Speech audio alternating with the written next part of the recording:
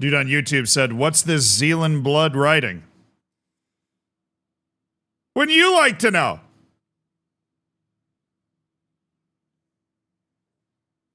The secret to peace in the Middle East? The cure to cancer? Now I'm probably just writing about freaking CONCACAF. Holy Moses. Did you stay up? I know most of you, depending on where you are in the world, would have had to stay up for CONCACAF. Did you stay up?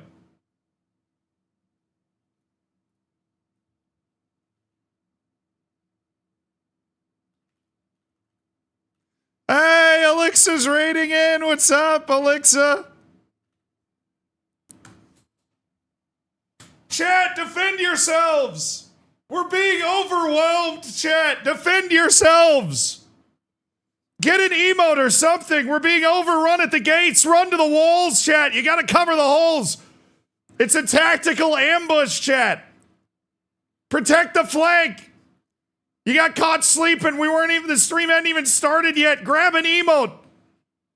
You ever watched 300? Have you ever watched 300, chat? To the walls!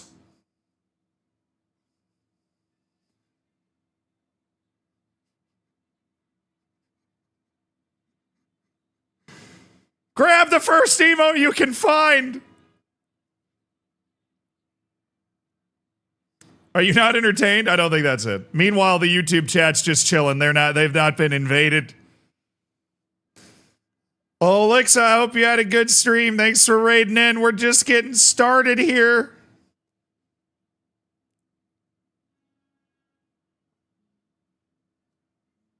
I told them about your forehead. You should show them.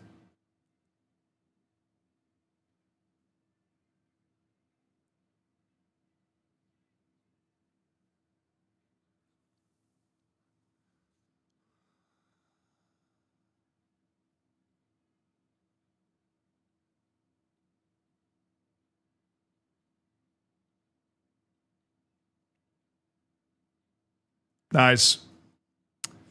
First of all, it's a 5-head, not a 4-head. So get your facts right. All right. First of all, 5 is incredibly generous.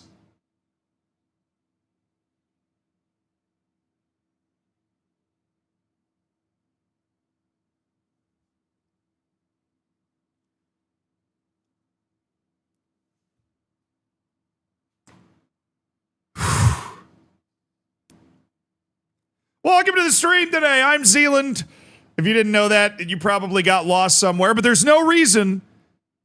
There's no reason to leave. If you did get lost, then you've made a very happy accident. I'm happy to have you. Welcome to the stream, though. We have a lot of Football Manager that we're going to be playing today. But first, my good friend Nick RTFM, I believe, made a video reacting to my video. So I feel like we should react to his video of him reacting to my video. And then we can create like some sort of videoception. And at a certain point, we're going to collapse the multiverse. So we're going to do that today. I know that's going to be exciting and it's probably something that you're looking forward to.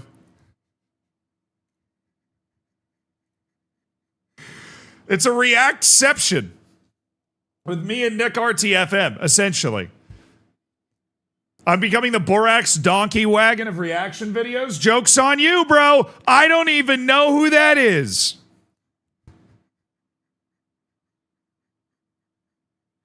And then that means, it does technically mean that you guys are reacting to my reaction to Nick RTFM's reaction to my initial reaction about the reception. Technically, I'm reacting to the reaction to Football Manager, to which he is reacting, to which I will be reacting, to which you will be reacting. It's really quite simple, chat. It's quite simple. But as I was, right as Alexa rated in, as I was mentioning, how many of you stayed up to watch CONCACAF like I told you to do last night? I'm looking at you too, YouTube. Don't pretend I'm not looking at you. Weird to have a World Cup without Nigeria or Cameroon? Yes, it is weird. And also no Costa Rica or Honduras either. There's going to be a distinct lack of Central American flair to this entire deal. But there will be Caribbean flair, baby. Haiti and Curacao. The Caribbean is back at the World Cup. Suriname almost... Dude, Suriname didn't even know that they'd made the playoff, I swear. They scored that goal with like 30 seconds left to make it. Malia? Oh, dude, we're playing Malia. Man, we got a transfer window with Malia going right now. Who's going to break all the legs? Panama's there. They got to carry the flag for all of Central America. They're the only Central American team there. But yeah, when Suriname scored the goal to knock Honduras out of the playoff and put them in it, they did not react at all, and that honestly makes it funnier. They did not react at all. Sir Plius, thank you for the 61 months. Thanks for supporting the stream. Axe Power, thank you for the 31 months. Big up Curacao and Haiti. Hell yeah, brother. Thank you to No Hezzy Bunny for the 50 months. Chris Sport Guy, Tuzagu, and Steven, thank you so much for the primes. Brooke Beach and Big Al, thank you so much for the subs as well while I was offline. I appreciate you guys. Thank you for supporting the stream. Savvy, thank you for the 50 months on the Prime sub. The Man PL, thank you so much for the Prime as well. Faux Real, thank you for 36 months. Rainstorm, congrats on that 7-month streak, but congrats on 3 years, Faux Real. Do you know the Mortal Kombat theme song is based on a Nordic church song? It's a Finnish hymn.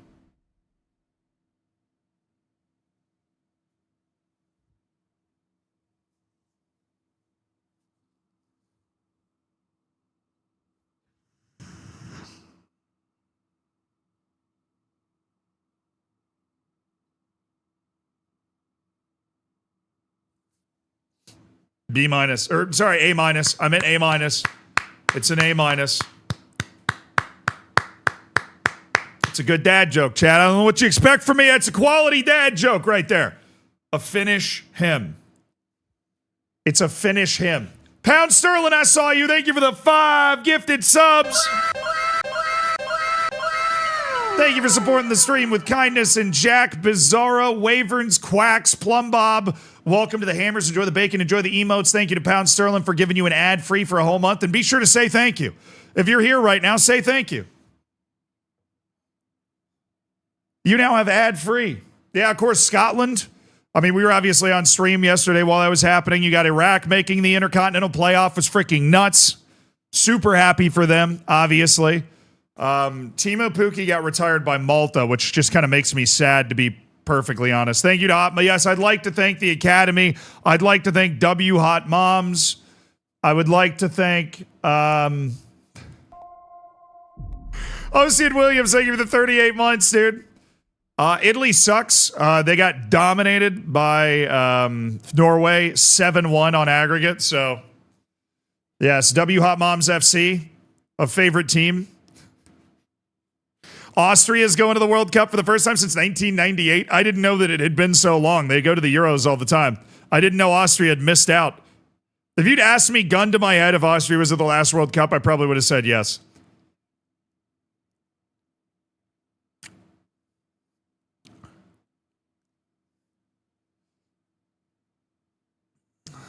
I come back and Alexa looks so different. Guys, I think I look like Alexa, personally.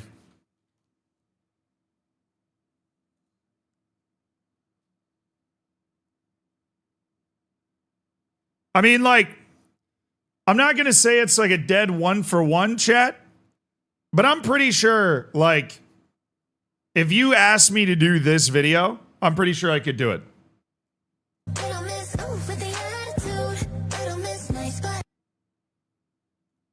Yeah, I could do that. Your hair isn't long enough? Yeah, true. I mean, a little, like, just a little makeup, maybe? Just like a... One, my nails are just as long. Obviously, that's a good start. I think you can pull it off. Okay, yeah. Is that enough attitude in the... I think, maybe. Zealandism? Yeah, maybe Alexa's Zealandism. Alexa might be Zealandism. That's a good conspiracy theory. We can start that. That would make sense. Kinks, thank you for the 4 months, brother. Let's go. appreciate it. Thank you for supporting the stream. Little Miss Z with the attitude. I mean, it works, doesn't it? It works. YouTube, what do you think? You would kill it? Exactly. Prove it. I left my makeup in my other pants. I left my makeup in my other pants, or else I would. I don't think you could have as much attitude as her. All right. First of all, okay. Is this even the right?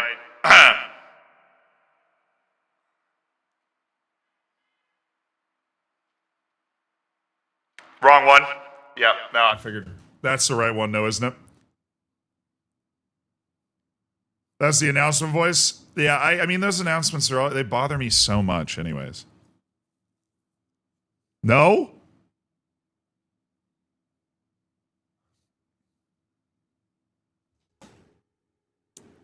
Is it this one? What is this one? Yeah, baby. That's the one. So first of all, you're telling me that I don't have enough sass to be able to do that video? You're telling me Alexa, that girl over there, do you even know what lunch table she sits at? Let me be honest. It's not the cool. Okay, she doesn't even know where the lunch table I sit at is. That's how.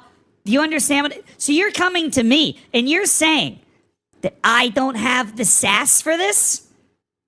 Girl, I am the sass. You look at the dictionary and you look under the word sass, it's got a giant picture of this forehead. And all the boys that this milkshake brought to the yard. So I don't want to, okay.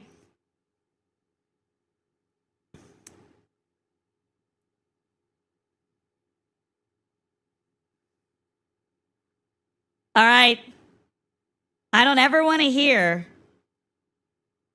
about me not having enough sass again. And what if the boys are lactose intolerant? Well, then they can't handle all this. Do I look like I tolerate lactose intolerant boys? I'm lactose intolerant. Thank you.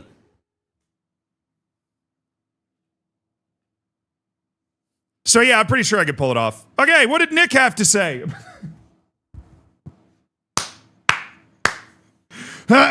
What did Nick chat? Focus, right here, focus. What did Nick have to say about everything, okay? So this is a reaction to my video about the state of Football Manager from Nick RTFM, who is a noted Football Manager lover. So let's see what he had to say about what I had to say about Football Manager. I actually haven't heard his thoughts at all, and I think it would be very helpful to hear the thoughts of somebody from outside the Football Manager community, because obviously Nick normally plays FIFA or EAFC or whatever the kids are calling it these days. So, yeah. Not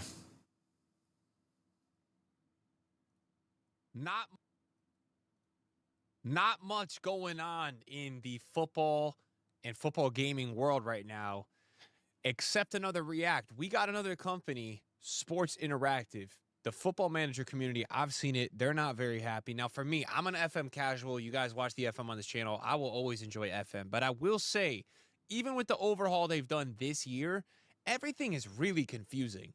So that's been my feedback. You know, the instructions, the training, it's... Well, I mean, yeah, am I reacting to a video where he reacts to me? Yes. But I do want to, like, genuinely hear what he has to say about the whole situation. Too quiet, I'll turn it up a little bit. It's a lot more confusing, and there are tons of bugs. Tons of bugs. So Zealand made a video, who is, if you don't know, guys, the largest FM YouTuber. He's the largest FM YouTuber, and... You're damn right! Yeah! Yeah, I am! Hell yeah! Big boy coming through! Excuse me! Damn straight! Big boy. Okay, calm down. All right, will you guys just chill out a little bit? It's not that big of a deal, okay? And I would say, you know, he really does like FM. He's normally pretty positive about FM. So the fact that we have a State of Football Manager video that was posted 10 days ago, and it was posted 3 or 2 days after the full release. There was already a release that was delayed for a year. Is Sports Interactive joining the greedy companies like Konami and EA, where they release broken, unfinished, unpolished releases every single year? I guess we're going to find out. We're going to react to this today, guys. This is going to be our video today over on the main channel, and we're going to see what Goat Zealand is saying about Football Manager. As well, that it's about to come out, and this is me from the future, just a little bit having played in that update for 2 days. And it has solved some of the problems, but the game, even after the launch update, is still obviously not finished. There are certain screens that are not there, and even... Dude, we rushed this video out so much, I didn't know that Reese put elevator music under this until now.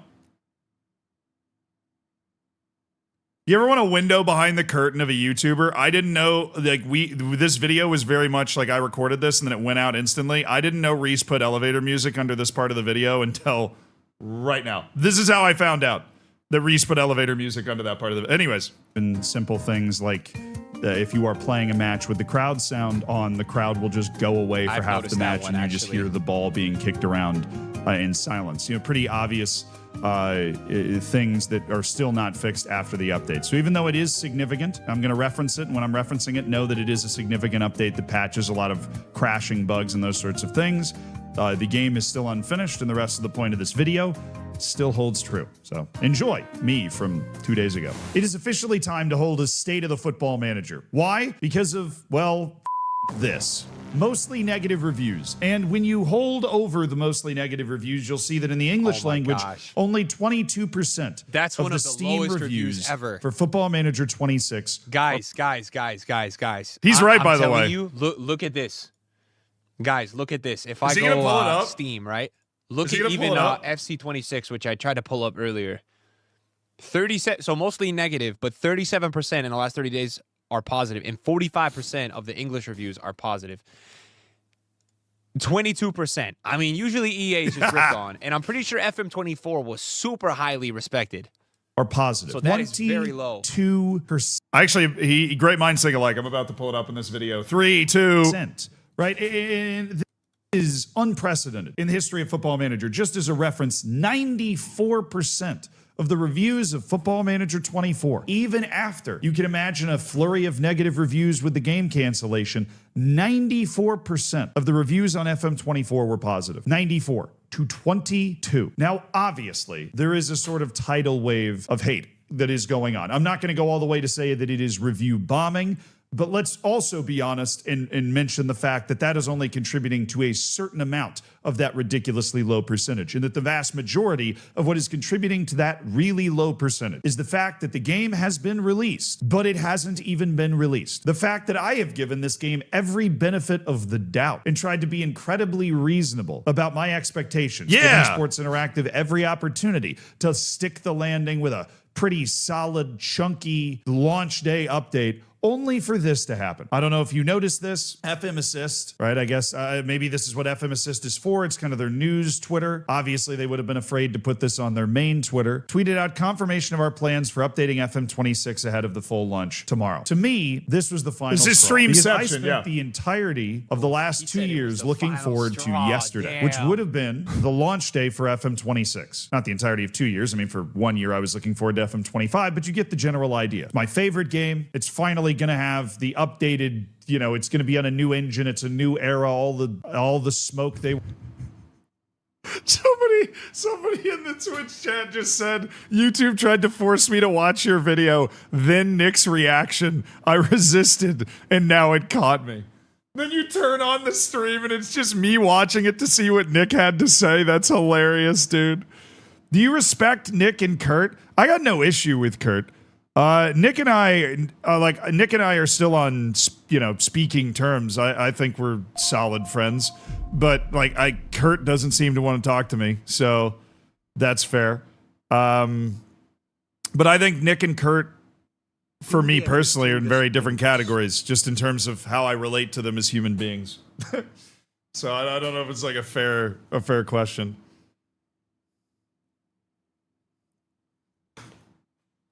Yeah, look, Nick is a great YouTuber.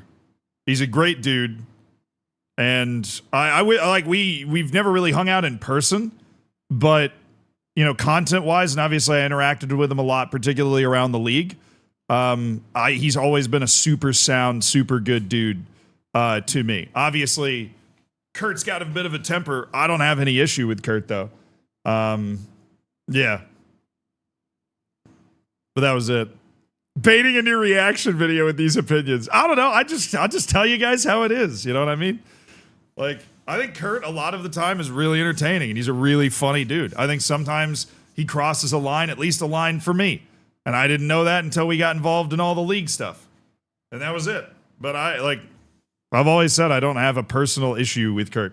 They were blowing and I was huffing. And this is the post that thing links to, by the way. As we get ready for tomorrow's full launch, we would like to let you know that due to the multi-platform submission process, last Friday's FM26 update will serve as the initial day one release build. This essentially means that in a flurry of hot fixes that Sports Interactive unleashed in the first 9 days of the beta being out, which is good, at some point one of those hot fixes that went live was just submitted as the final build to various platforms, right? And I have since asked some colleagues, some friends about how this process works, and they've explained it to me. Essentially, depending on what platform you're on, they have to have the build that's being released a certain number of days in advance, right? And then obviously all of the platforms based off of the contract have to have the exact same build on the actual release day. But there's more. There will still be an update on the full release. This will simply be to remove the beta watermark and the report bug forum link, as well as activate the pre-game and in-game it's not editors. even updating I mean, really, do we need to remove the report bug? I don't think we do, because there's still plenty of bugs, but I have not gotten to that yet. But here's the part that irks me the most. From Wednesday this week, our next update will be available on Steam via the public beta track. So there's a public beta out there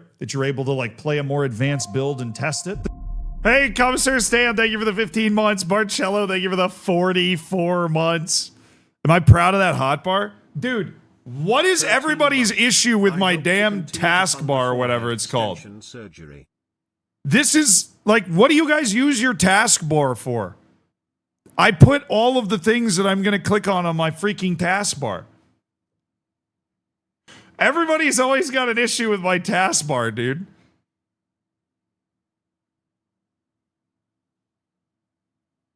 It's a calamity. Nothing is intended. Yeah, my taskbar is fine. Razorwind, thank you for the 30 months. Gadget, thank you for the 55 months. No, I don't think I've clicked on Valorant in a while. Big fan of Skyrim. Quick ready. I don't really click on EA Play anymore. I haven't played Skyrim nearly as much as I've wanted to. Yeah, I don't use the SteelSeries headphones. Not all of them. I mean, I used to use all of them. If they're still here. I haven't really looked through it and cleared it out. Dude said that's a serial killer's taskbar. All right, calm down, bro. Calm down. You said somebody said on YouTube they think Nick sounds kind of whiny. Dude, the funny thing is that's the #1 complaint people have about me. Is that, oh man, when he's losing, he gets really whiny. I think it's just in the league, Nick wants to win, dude. And if he's not winning, he's upset. I don't think Nick's a whiny person at all. Darkest Switch, thank you so much for the Prime. The taskbar is where Miles got the bookmark idea from. That's funny, dude. I have less apps on my homepage. I don't even know what my desktop looks like, bro. I couldn't tell you the last time I really actually looked at my desktop. Timon, thank you for the 37 months. No, dude, this is a solid taskbar. I'm sorry. I get access to basically everything. I even get access to you guys. Boom. There you are. You want me to remove you from... Do you want to die, chat? Do you want me to remove you from my taskbar? No, I didn't think so. They're saying the next update is going to be available on that beta track the day after release day. The actual release day of Football Manager. There is no change to the game except removing the beta watermark and the report bug forum link. What did I say when I looked at this? This is the last straw for me. Yeah, when I got the alpha. For a game that was already delayed, oh my God, for a whole year, that's just What is Fox, going on thank you with for the these games, prime. by the way? Like FC, I'm going to give them a stray. Konami, all these games always just, instead of releasing a new product every year, it's just a reskin with tons of bugs. I mean, EA this year as well. 11 patches. We've had in a month and a half. 11 patches. These companies got to stop releasing betas and release a damn product. We don't care if we got to wait. Look at GTA. They knew they're not ready, so they keep delaying it. See, this is the issue with the early sports games, though, is like, what are you going to do? You know, it's such an interesting, like, I don't think anybody knows what to do in the early sports space, but everybody knows there's a problem. And then Football Manager is basically, we're now at a point where you have somebody like Nick RTFM comparing Football Manager to, EAFC, to EA and Konami, based off the way that it's gone. Do it like GTA. Played it, and I saw the potential, and it had a lot of bugs. I didn't get to play it for that long. I chose not to play it for that long so that I could get the fresh experience for the video, and then played it 90 minutes on stream. And you don't get through all of the screens when you do that. And I loved the match engine, and I thought the UI had a chance to be really cool. It was clunky, it was buggy, it was in alpha. I gave it a 9 out of 10. The beta comes out, has a lot of the same issues in it, and as I start to play an actual save, after a day or two, I find screens like the training screen. Screens that, just for whatever reason, are objectively worse than they were before the game was moved to Unity. There is nothing on this screen after you click on a training section to tell you that's where you need to click to go through all of these different sections. And to be quite honest, the presentation of information going on here is diabolical. I would go so far as to say that a screen like the training screen is unfinished. And what I can absolutely tell you is that the moment I cracked that open, I decided to automate my training because I didn't want to deal with it. And I'm a sicko. I am the person that should be wanting to do their training. I'm the target audience for this mechanic. And I just pushed it away on the responsibility because I just didn't want to deal with the way that it looked. So the more I played the beta, low key, for real, I was kind of spitting though. The more I got into a save, the more I ran into stuff like that. I don't necessarily have a problem with not being able to find things. The UI has been completely redesigned, but in some instances, things are not there. For example, if you are unemployed in the save, let me make an unemployed manager real quick. Add a new head coach, unemployed. As far as we can discern on stream, you can't search the player database anymore. Is this a big feature? No, but it highlights something that a lot of people have had an issue with. And that's the part of, this state of the football manager is trying to highlight things that I have come across that other people have told me about and talked to me about on stream, on the YouTube videos. There are a lot of small quality of life features that just didn't get brought over. They don't exist. I mean, maybe it does exist. But Stream and I sat here for a while looking for a way to search the player database when you're unemployed, and there's just no way to do it. It's an example of a larger problem that there were a lot of little features like that that just didn't make the move. Now, why did they not make the move? Because it was completely redesigned. It's important to understand why this stuff happened. It doesn't make it okay, but because the last 20 years, Football Manager has been building on top of the, it's like Rome, right? If you go all the way down, you'll find that base game somewhere. You'll find the original Roman road, but you just keep building on top of it. With this, they had to start building their new city again. And I don't know if they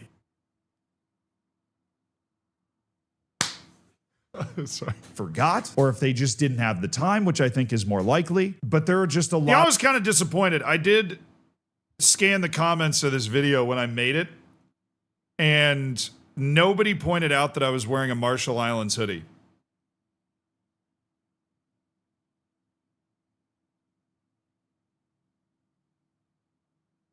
Made me so sad as a member of the national team of the Marshall Islands that nobody noticed. Anyways, a lot of things that were useful that existed in the old game that don't exist anymore. Of course, just to put this to bed, they unlocked the in-game editor and whatever. I got soft locked trying to use the in-game editor after 30 seconds. So clearly they're freaking out so much and now they're trying to fix the game. They have not had a lot of time to get the in-game editor functional. A lot of probably because nobody cares.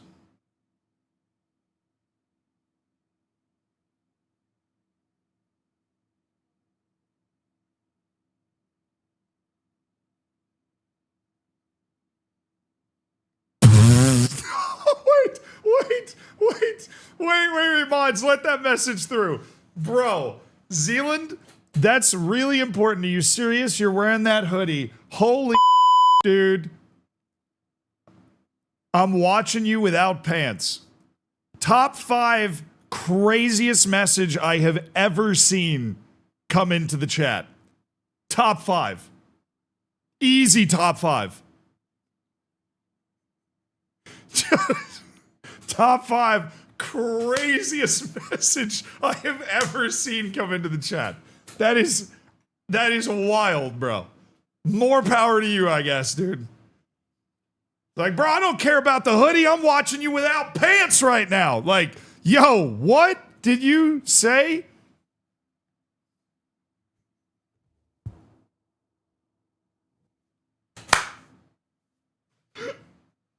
Oh, it's so good.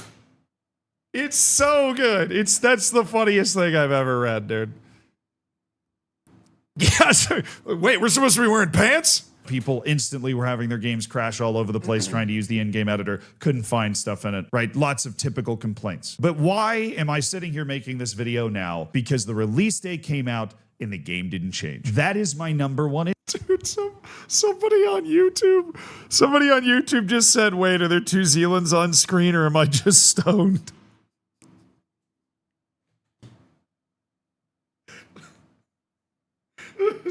Opening the stream like...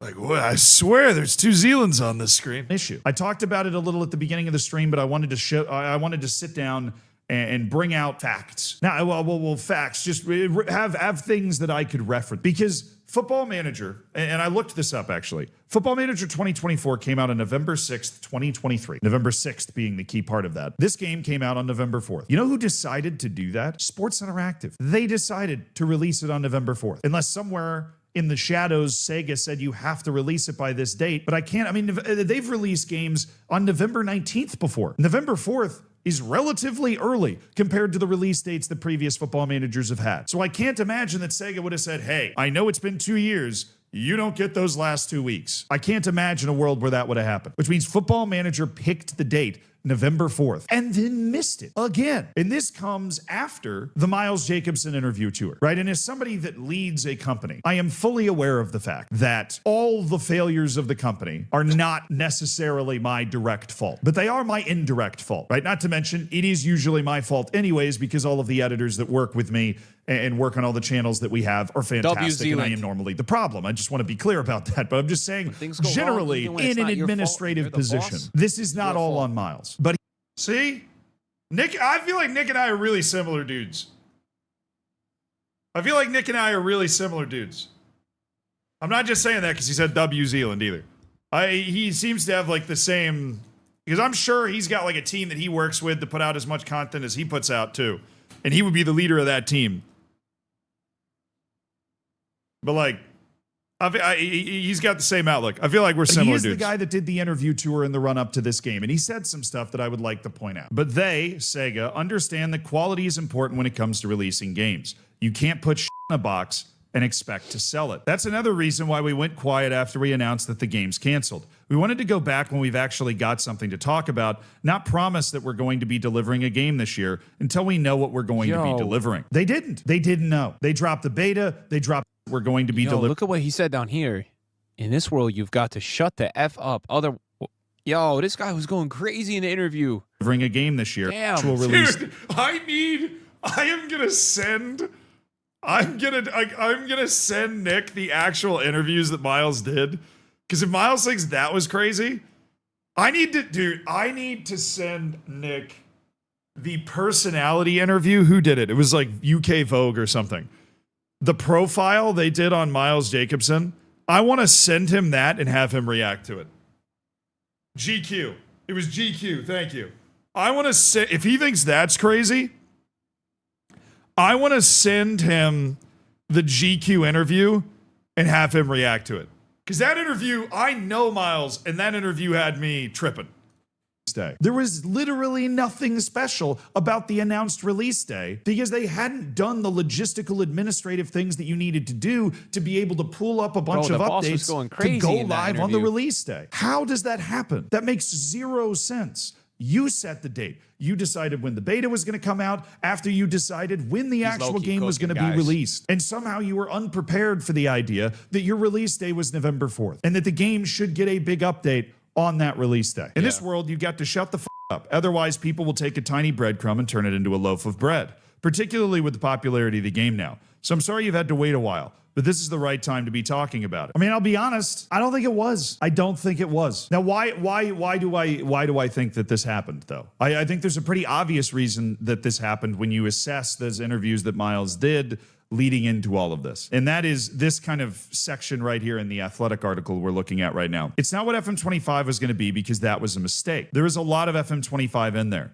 There's also some more FM24 in there than there was going to be. And there are some things that we already had down for FM26 that are now in there. This was not a game they spent 2 years building. Whatever they were building to make FM25 clearly was terrible and not good. But at that point, they realized that they were maybe going in the completely wrong direction. And they made the decision, it would seem, to instead of keep building upon and polishing what FM25 was, to pivot again and try to throw together an FM26 that was different. They try and bring in more FM24 things in there. But of course, you're not really able to do that. When everybody was expecting him for 2 years to be working on FM26, it was really only maybe a you have to replicate everything in Unity. They're not building on top of that old city anymore. They're building their new one. So now they're sitting here trying to do that, and they just didn't have enough time. And it just feels painful. And the thing is, bro, FM is not usually a game I would put in this category of like rushed releases like Activision or EA, you know. This is what I've been waiting for.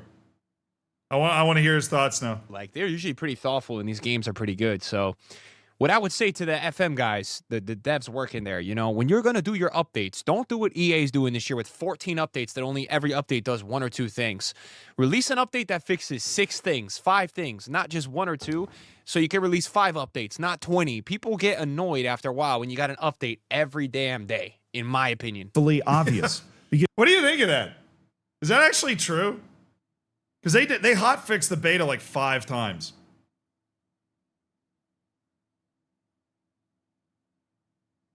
That's true. So you would rather them wait and drop like one bigger update? I mean, I guess I get it, because then you can make it a bigger deal. You can make it a bigger deal. YouTube, I'm looking at you too. Is Zealand watching a reaction to Nick watching Zealand? Yes. Welcome to my Asmongold arc. I haven't brushed my teeth in a week. I've ordered every meal I've eaten for 7 days. I'm trying to get in my React zone. I actually have some very strong opinions about the Middle East that I would like to share. That I've accumulated exclusively from combing Twitter.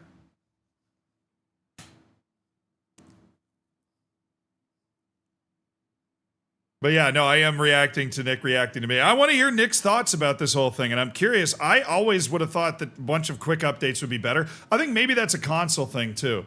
Bro, I think maybe that's a console thing. No, I think I'm way more similar to Moist Critical, to be honest. Mainly because Moist Critical and I grew up about 5 minutes from each other. I know exactly what high school he went to. I know where he lives. Not in like a creepy way, just in a I grew up in the same town way. So, yeah, like I know.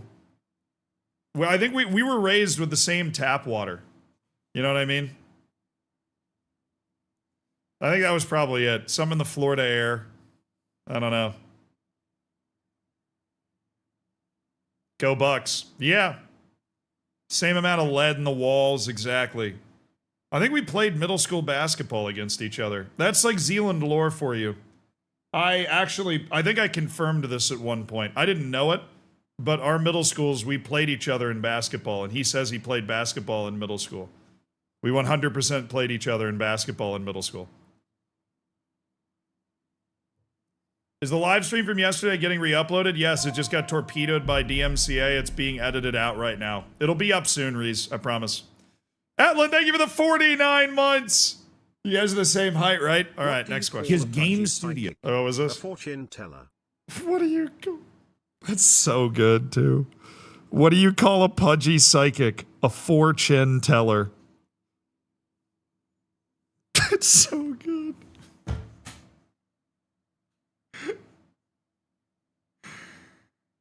Oh, that's so good, bro.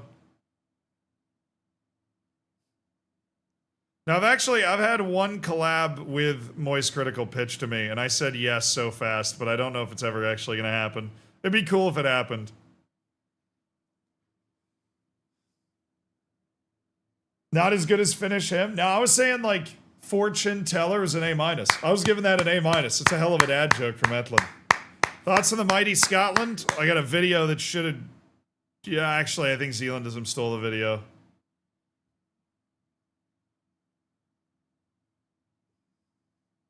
Now, do you guys know how I actually found out exactly where Moist Critical lives? It was my freaking mom, dude. We had like, I can't remember, some sort of this is hilarious Zealand lore. It was some sort of contractor came over, right? But someone was getting fixed at my parents' house, which is the house I grew up in.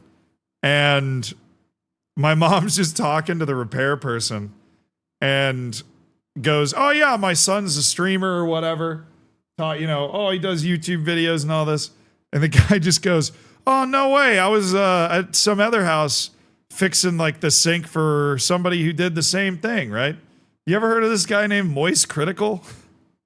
My mom was like, just texts me. She goes, do you know what Moist Critical is? It's like, yeah. She's like, the plumber was at his house last week or something. Yeah, I've told this story before. It's like, okay. And she just goes, the plumber was just letting it rip. She texts me. She's like, yeah, he lives, redacted. Like right around this bend. I was like, oh, really? No way. That's crazy.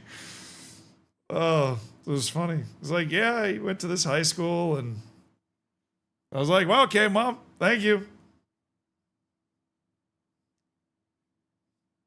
Can Mombot find out where Zealandism lives? No, I think that would be doxing. That wouldn't be cool.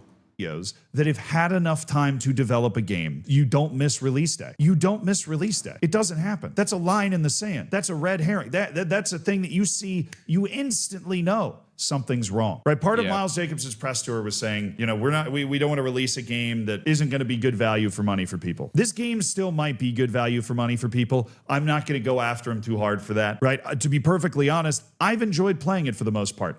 But also, to be perfectly honest, I'm easy to please. I am. I always have been. I'm not even necessarily talking about the quality of the game outside of the crashes and the obvious bugs and the weird loading, right? Because I think there is a lot of potential in the game. It's Football Manager in a better engine. Of course, there's a lot of potential in the game. They finally tried to go there. But now that Sports Interactive has tried to construct this new city, it was obvious with the cancellation of FM25, and it is now obvious again with the just missing of an update on the actual release day, that there is an institutional failure at Sports Interactive trying to execute a game in the Unity engine. Now, I'd have never worked in games. I certainly have never worked at Sports Interactive. I have no idea how you would go about trying to fix that. But this does not get fixed overnight. It doesn't. First impressions are not everything, but damn are they important, bro. And that's the problem. When you release something that's rushed or not what the community is expecting, because you don't buy yourself enough time, man, is it hard to recover from that first impression. FC's having that problem this year. The first impression was really good, actually. They dropped a couple patches that made it worse, and people just feel disgusted by that. People are so tired of EA. So I think the striking thing for me is if there's no big update on the release day, right? And they're trying to sprint the update out the night of Wednesday. So he just said he personally will always enjoy FM. That does warm my heart. Nick RTFM has been like fully recruited into being a Football Manager sicko. But it sounds like, he's coming from a different game community. It sounds like he's picking up the same wavelength, dude. Waffle Iron, thank you for the 53 months, bro. Thank you for going 6 months in advance. And Rab, congrats on the baker's dozen. Your gold bacon's looking hella good. I think there's another tweet here I pulled up. The FM Steam public beta update's currently undergoing final checks. They hope that it goes up confusing on soon, FM. Right, in the evening. I love how he just talks while I'm talking. It's great. 36 hours after the actual release day. That's when they're hoping that it goes up. But the damage is done. That was it. This is it. The game's already out. It's already out. The reviews are in. This is who Sports Interactive is now. The Emperor has no clothes. I was waiting. There were no more cards up the sleeve. The sleeves were empty. There was no big update. The full game is out, and it's the same game that I was playing on the beta after the 31st of October. They just removed the watermark and the report bug feature. Bro,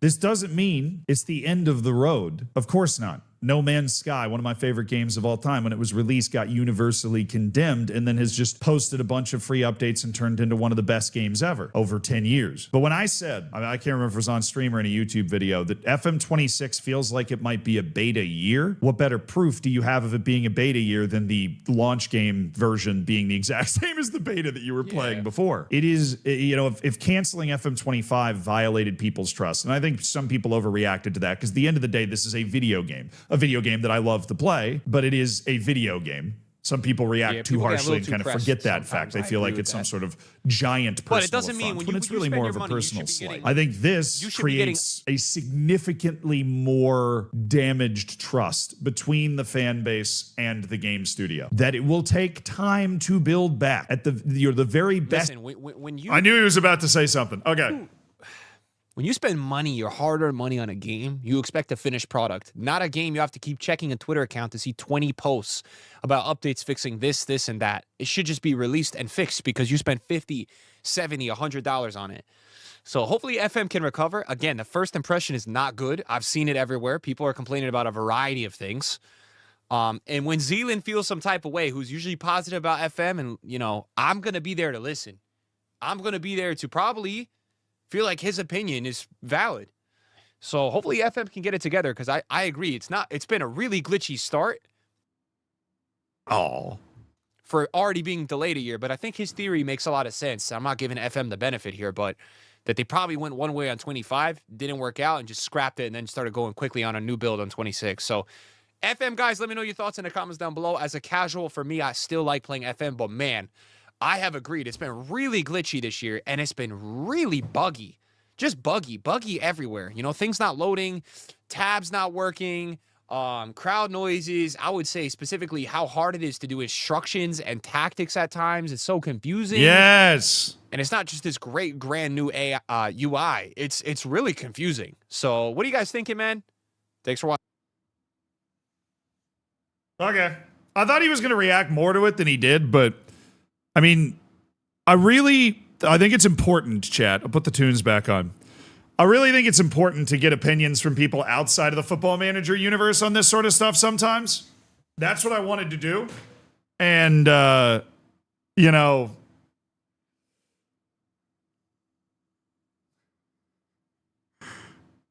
he agrees with basically every part of it.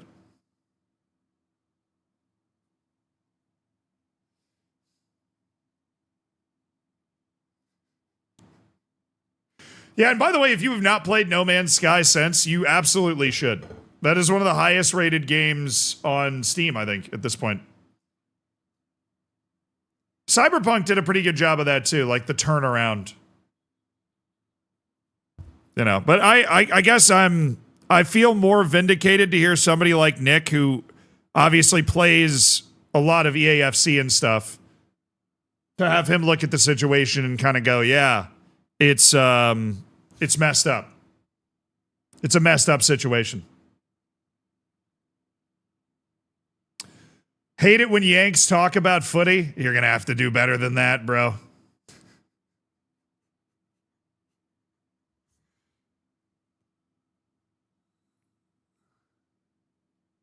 Still haven't played Cyberpunk against. I've actually never played. I've never played Cyberpunk.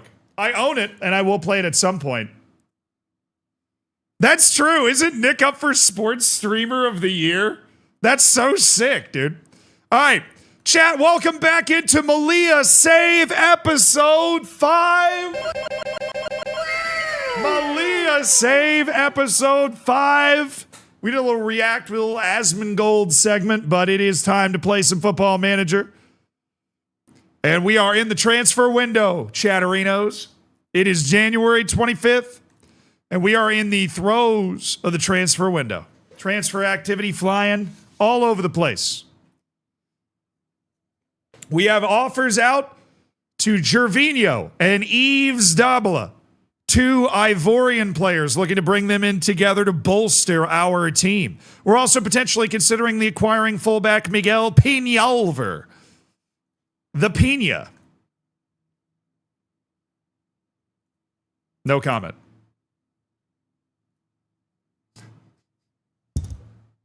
Did we make many signings yesterday? Well, Ben Swansea, it's interesting that you should ask. Let's take a look while I take off my hoodie. Yes, that is the Gervinho, chat. That's the actual one. Yeah, and I think we're going to want to sign that right back. I think there were a couple other right backs that maybe we were interested in. We got a couple of guys trialing that maybe we're interested in, a la Gerard Delafeu. That would be so fun, bro. That would be so fun. We're toying around with a Gerard Delafeu acquisition. Anyways, we look at our transfer history up to this point. We've made the signing of Pop Sheik Diop. 3 appearances for Senegal. Still just 28 years old. He's athletic. He's got some technique. He's got a brain. All things we value around here. At just 28 years old. We've also loaned in Marcos Bustillo, who's 25 years old and provides great midfield depth. Very versatile, plays all 3 midfield positions, can fill in for us absolutely anywhere. Des, thank you for the prime. Ultra Fresh Willie. Was broke, but we up. Oh, Ultra Fresh, bro. I appreciate you being here either way, but thank you so much for supporting the stream. That Z-Bacon's looking mighty fresh, Will. Scumbag Dave, thank you for the 5 months. You're about to get silver bacon, Scumbag Dave. Where's Gervinho? He's about to sign, okay? We've also made some sales. P2 was sold for $35,000. He's on Qingdao Youth Island because why not? Matias Chavarria is also on Qingdao Youth Island, who I guess just happened to scout Spain one frosty January morning. And then David Alfonso's headed away to Ping City. We have lessened our financial burden considerably. We also sold Anton Quindemil, who wasn't even if you don't recognize that name, don't blame yourself. He wasn't even registered for the season this past year, but we still needed to actually complete the process of selling him. So we did that. And now we're working on moving Alex Ortola because he does nothing and sucks eggs. So I believe he's already been offered out. We are just trying to reduce the impact of his wage on our team. Obviously, we want to complete these couple of signings that we've got lined up right now. We want to make sure Ortola leaves the team and that we have somebody else paying his monster wage. That would be great. No, they scouted Africa? Bro, that's true. I wonder if you send your scout to Africa, like North Africa, do I pop up or no? Or do you have to send your scout to, Navarra? Serie C in Italy? Oh, let's see. We're just going to try and make it work. We'll figure it out. Is he actually the best free kick taker? I don't know. I'll make him a star player. Promise playoffs as well.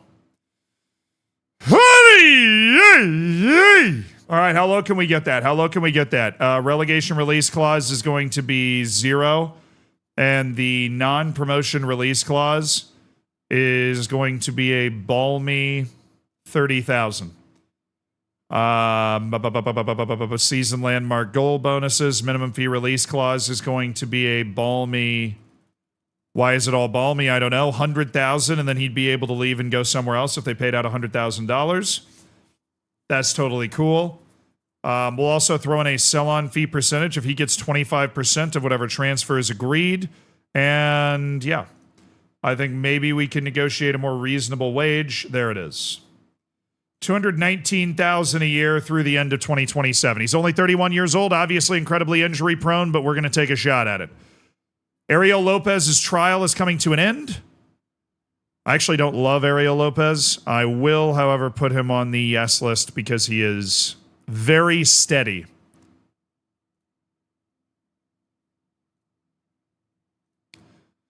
All right, we got some illness going around. Bro, it's a 3-week virus?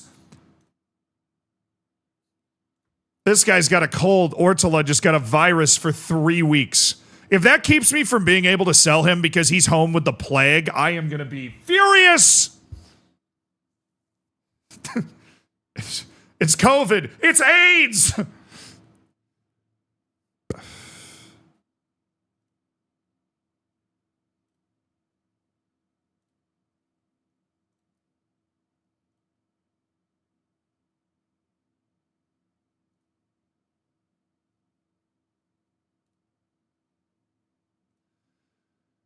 All right, Ortola, we're going to go. I want to see if I can do this in this Football Manager. We are going to go nuclear with this. It should be in career. No, performance, personal.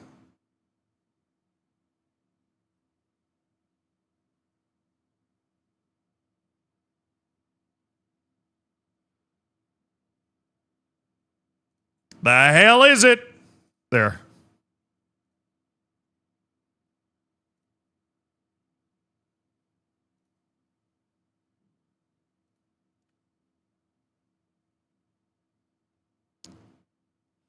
I'll move him to emergency backup.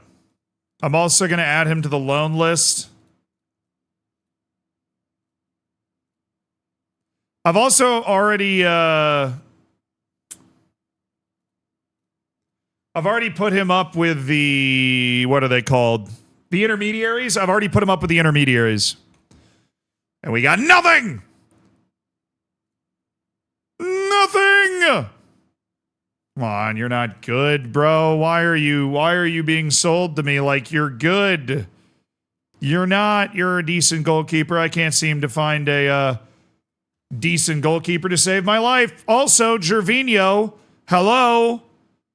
You guys going to sign before the end of the window? I mean, wouldn't it be broken if you didn't? Can we expect more business from Malia? Never say never. That's Hannibal's response. Are we trying to strengthen any particular position? Whatever position Ortola plays is a position that we are attempting to strengthen. Whatever position Ortola is in, we will attempt to strengthen. Please and thank you.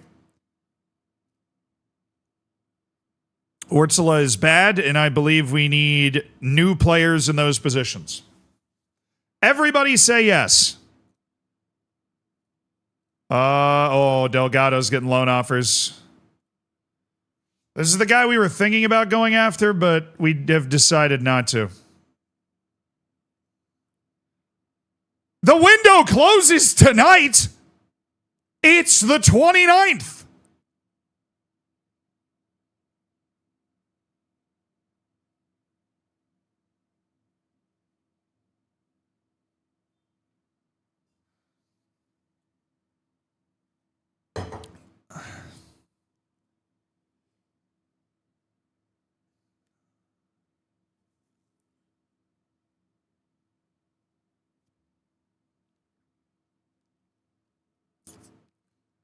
Bro, are they going to make their decisions by, like...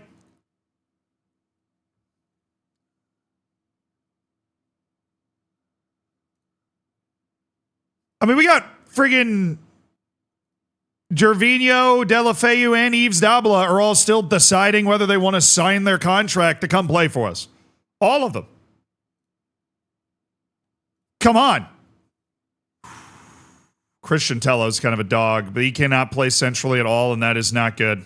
Because not only is he not a good athlete, his work rate is also bad. But his technical ability is there. You'd have to bring him in for a year and a half, and he would... Yeah, I just don't... Like, the fact that he can't play centrally at all, the lack of athleticism to play in the wide areas is hurting. It is absolutely hurting. All right, what's our registration situation? We are... Hi Zed, have been outside the FM loop. Would you say that the game is already playable, or should I hang off for a few updates? The game's playable, dude. The game is playable. It's unfinished and it's buggy, but I'm having fun playing it. You can be mad about it being unfinished and buggy, but also still be a Football Manager sicko and just play it anyways. That's kind of where I am. That's kind of where I'm at. Come on.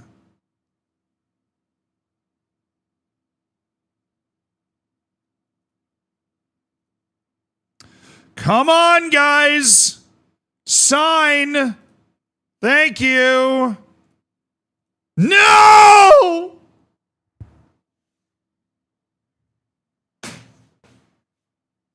No! No! Telefeu is going to Novara. We weren't trying to sign this guy, Abdu Kiali Kone, but unfortunately, he's no longer an available end of contract signing. Yves Dob. Yeah! Never mind. It's so over to we're so back. Dabla and Gervinho have inked their deals. 2 big signings for UD Malia. Gervinho is in. Yves Dabala is in.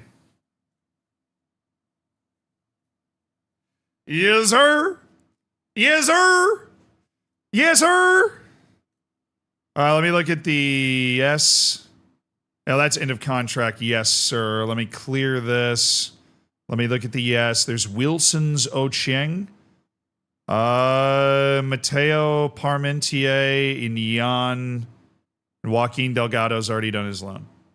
So Wilkins Ochieng would be a fun, pacey option off the bench that gives us like a late game winger. If we wanted to loan him in, we do have a spot. Well, let's see. Let's confirm these guys. Let's get him in. Give me a dude. Okay, we've let 3 hours go. Yves Dabala and what? Oh, Ortela.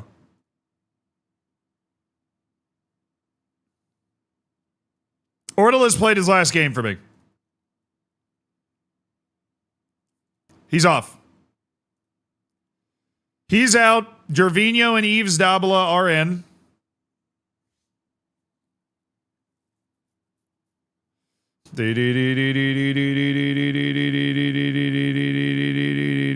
So that's max squad size right now.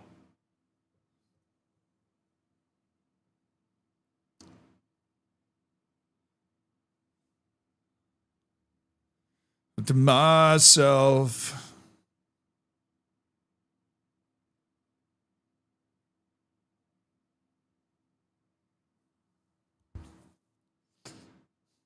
Into myself. Okay.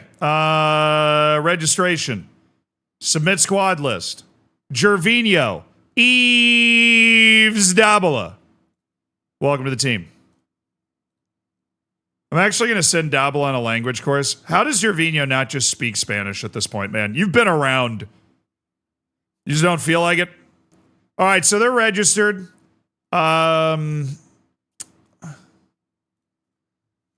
Anybody else we could replace? Maybe, I mean, we could. We have the financial situation to be able to replace somebody else. We can fully just replace somebody in our squad.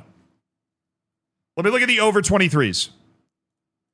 Who could be replaced out of this? Obviously goalkeeper, but we know there isn't a solution there.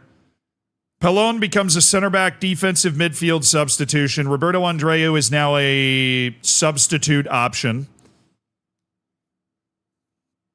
Most of these guys are obviously starters. We've got Gervinho out here. We have real quality with Jacques Dago and Gervinho up front as striking options.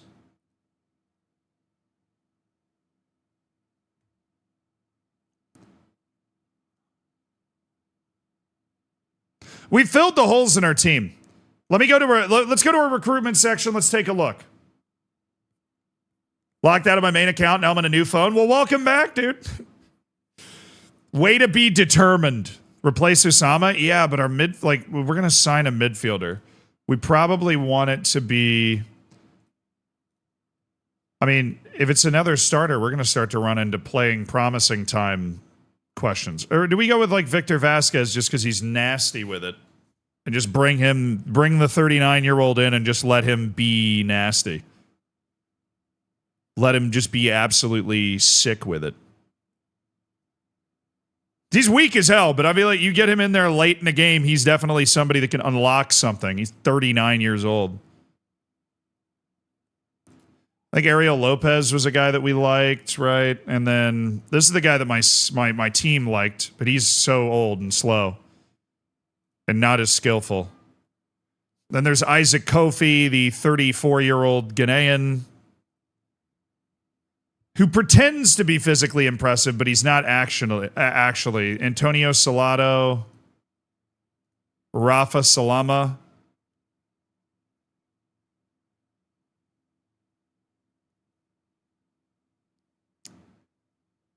This guy's got zero goal threat whatsoever.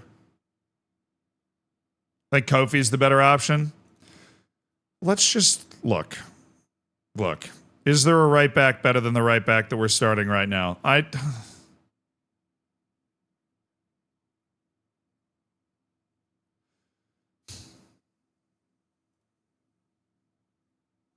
Emmanuel and Tim, probably, bro. Where's Robles? Bring me Robles. Bring him to me.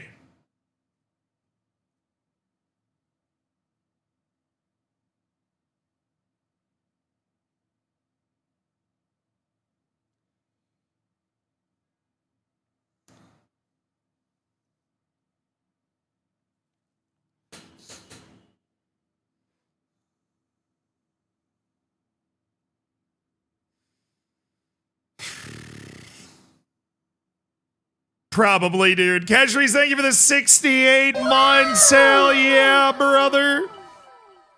Thank you for supporting the stream. All right, that's one guy, Emmanuel and Tim. And this is Angel Bastos. My issue with Angel Bastos is he is going to lose the physical battle to Robles pretty significantly. At least in Tim's got the pace. He's not quite as explosive. But Robles' issue is that he's actually far less athletic, which scares me. Bastos' issue is what I mean. I think Emmanuel and Tim, he's not quite as athletic, but he's taller and steadier technically. Please sign a Honduran. Hey, dude. What's up? I mean, Honduras could use a win right now after that late Suriname goal, bro. I can't even imagine. Can you imagine being Honduran watching that? That would, like... My roommates and I are playing a drinking game where we have to try and guess what song Zealand is listening to based off his sporadic singing and humming. Somebody said that on YouTube where they can't hear the music. I feel so seen. Isn't Tim not your best center back? Oh, true? I mean, he's a good right back, but he also plays center back well.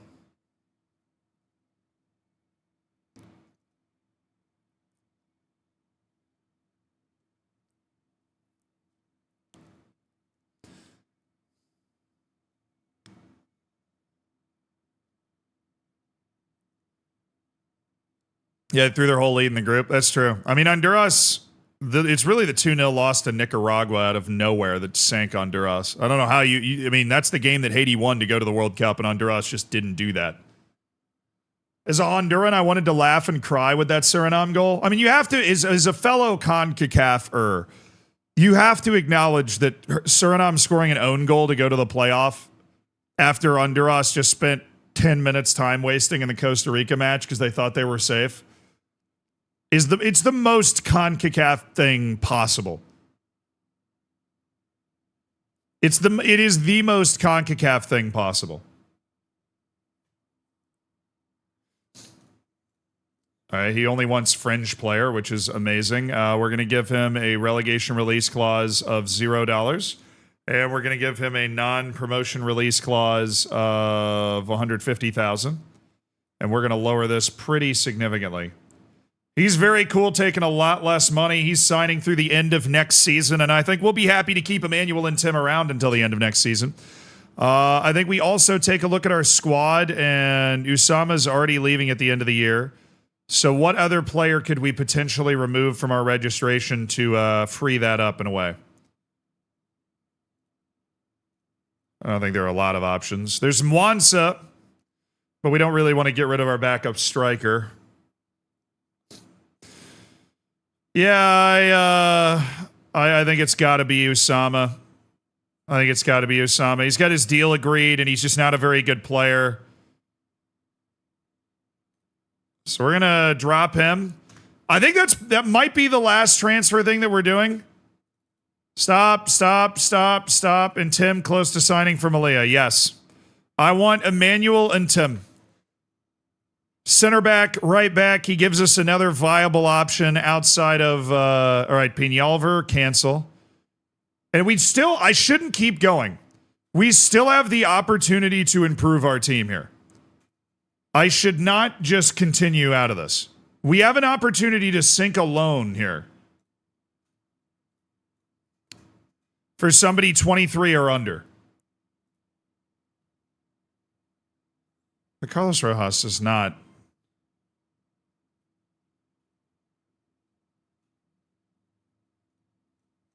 Dee.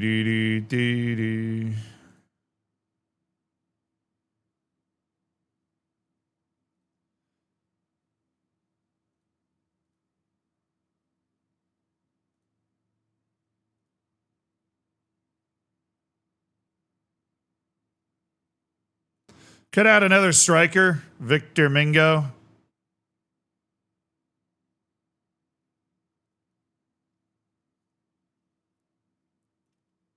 Or we could replace Usama by just signing a midfield guy. He's such a pass-heavy guy, though.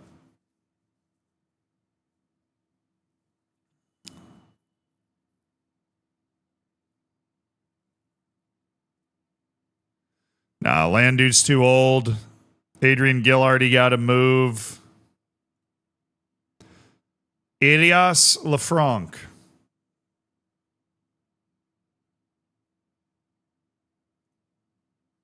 Too old.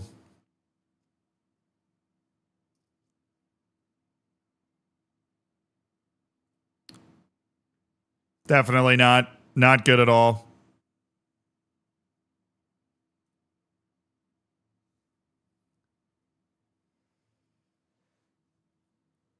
Adolfo Gonzalez. Maybe we just get Mingo anyways because we just need somebody that can play a striker. Dapa's too old. Peñalver's too old, so we're going to have to cancel that loan. That or we try to go get Carlos Rojas, even though he's not actually a good finisher. He has this kind of technical passing ability that's interesting, I guess. He's 5'9". It's not like he's somebody that you can use to hold the ball up. You know what I'm saying? He can't really be used for that. I think we probably go with Victor Mingo just because he's got a good profile as a solid forward, and he gives us a little depth. So I think we make an offer for a little loan, and they just want us to pay his whole wage. I mean, he's probably better than Mwansa, at least, right? Yeah, they're cool with that. All right, we put the offer in for Victor Mingo, and that would be...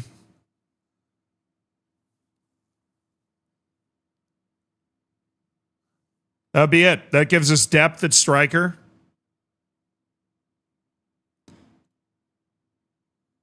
I don't really think adding Hugo Garcia changes a lot, but maybe if they're like, oh, free loan. Oh, dude, they want us to pay him nothing. They want us to pay him literally nothing. Oh, I don't friggin' take that.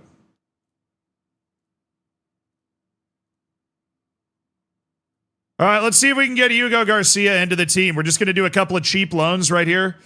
I don't know if we have enough time to do these. Let's see.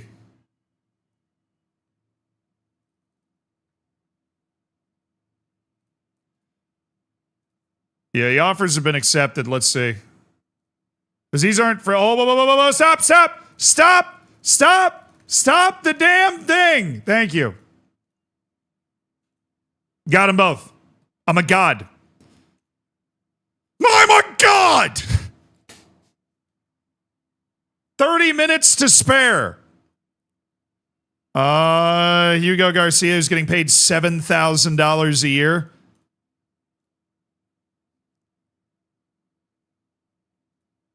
Yeah, the Pinalver deal was stop. Thank you. That actually is very responsive. Shout out FM26. We're going to be able to figure out our registration now. All right, our squad is filled, but we do have some bad young players on our team that we're going to be able to remove. Like Anwar Tamoun, because we've added a lot of center backs. And that's going to allow us to add Victor Mingo into the team. And then Hugo Garcia is going to join the team in the space of Anthony. Anthony obviously got to play there for a little bit. That or we just... Okay, who would I rather keep? Anthony or Adrian Tovar, who plays right back and center back at an aggressively below average level? But we've used him more than we've used Anthony this year, and I feel like we've obviously bolstered our offense. I think Anthony's a better player. So I'm going to drop Adrian Tovar and then add in Hugo Garcia. And that means we are unregistering Tamoun, Usama, Tovar, and Alex Ortela. Which is perfectly fine. Those are our under 23 players. And we're within our registration right now. Our 20 outfield players have been settled. We've stuck a couple of loans with Mingo and Hugo Garcia, who are going to help the team. We did it with 15 minutes to spare. Let it hang, baby. Let it hang. Let it hang. Yes, sir. 15 minutes to spare, I believe. Our registration is submitted to the league, and the transfer window's over. Some nice acquisitions. And guess what? Still below the wage. After all of our beautiful sales, we are still below the wage budget. Yeah, those are the guys that we wanted to be unregistered. I am done with Alex Ortela and him ruining my life. So he is unregistered to make room for Gervinho and Mingo and you know, we have 4 strikers now. We're built for this formation. We got 4 guys that can play the striker. No offers for Ortela. Yeah, I mean, he's just going to get paid the rest of his contract to not play. I'm done being tortured by Ortela. I'm done. I'm done. I'm done. All right. You do not have a position that you're set to play, so we're going to have you just run as a center forward on both. Dago, Claverillas, Iglesias, Roberto Torres, Hugo Garcia. Hi, buddy. You're actually an advanced playmaker and then a central midfielder. Actually, no, we want you to train as a wide covering central midfielder. You got it. Bastia, we definitely haven't booked in as anything yet. We'll just have him play a pretty basic defensive setup. You're going to be an attacking midfielder training and then a defensive midfielder out of possession role. Just mix that up a little bit. Have him play both of his positions, essentially. You're going to be a right fullback and a right fullback. Mr. Intem. Sully Palon. There's Yves Dabala. Yves Dabala is going to be a center back, a ball-playing center back, which is incredibly unusual. And then a center back. And then we have Gervinho, my dog. He's just going to be a... I mean, do we want him to be more of a playmaking type guy? Like a channel forward? I guess not, though. I guess not. Probably not. All right, training set. All done. All good. Paco, thank you so much for the 29 months. I know I answered your question earlier, but thank you for supporting the stream. Closing in on the big 3-0, brother.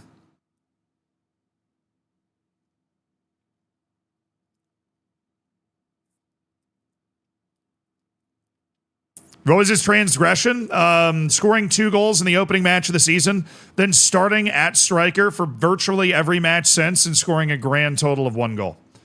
That was his flagrant, his violent transgression. Violent. Good evening from beautiful Wales. What a good result for my beautiful country against Macedonia. How you doing? You looking forward to the World Cup? Bro, I'm in a perpetual state of looking forward to the World Cup, Peaceful Turtle. Perpetually. Thank you for the £5. Congrats on the 7-1 win. Hopefully a very good sign for Wales going into the playoff. I, for one, am looking forward to the Wales, Northern Ireland section of the European playoff. Think that's going to be an absolute banger. Can't wait for that one to drop. It's Dan again. Seriously, thank you for the prom. Welcome to the Hammers. Enjoy your lack of ads, courtesy of Jeff Bezos. Is Jamaica cooked? No. Jamaica might be, talent-wise, one of the two best teams in the playoffs. So there's no reason for, if you are Jamaican, there is no reason to despair, necessarily. All right, Yves Dabala is stepping into the team.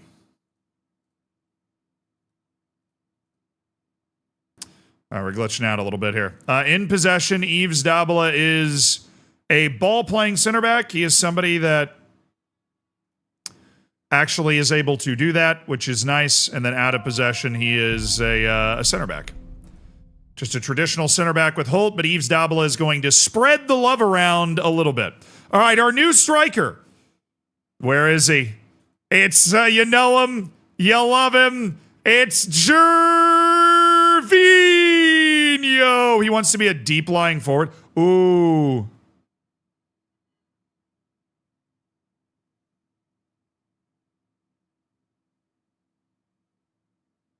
Dude, how's Roberto Torres getting better at 36 years young? Guy's unlocking it. He's finding his flow state at 36. Let's see if Gervinho and Torres get in each other's way. Because I would love to keep the footedness set up the way that it is right now. But let's see if Gervinho and Gervinho and Torres get in each other's way here. Because I will absolutely play Gervinho as a deep lying forward.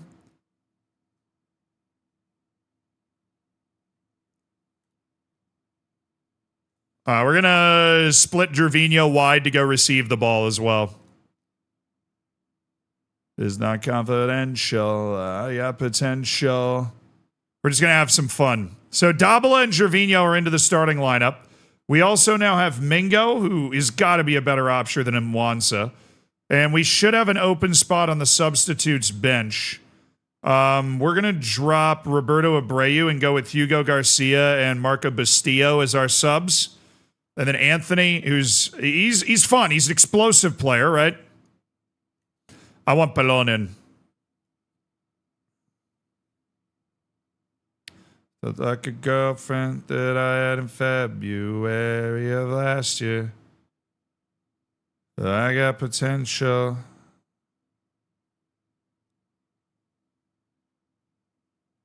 Oh, and then Emmanuel in Tim.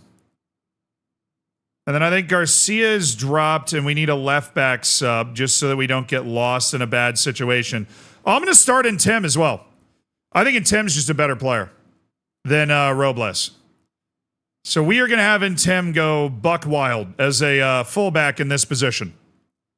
Emmanuel, dude, 3 new starters in the lineup and a juicy new bench. Oh, yeah, this is sick.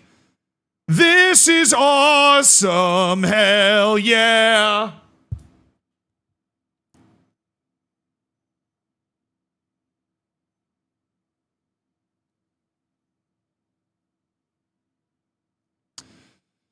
Only 7 subs hurts. We haven't really had a goalkeeper injury the entire time.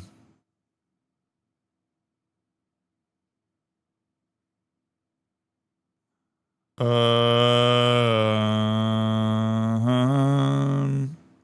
me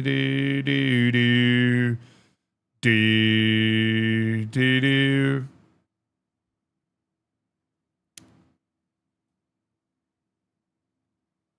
All right, 3 new starters, all of them African, representing our continent well. Hey, Retro Gaming with Dad, thank you for becoming a member on YouTube, dude. I appreciate you supporting the stream like that. The squad on YouTube grows.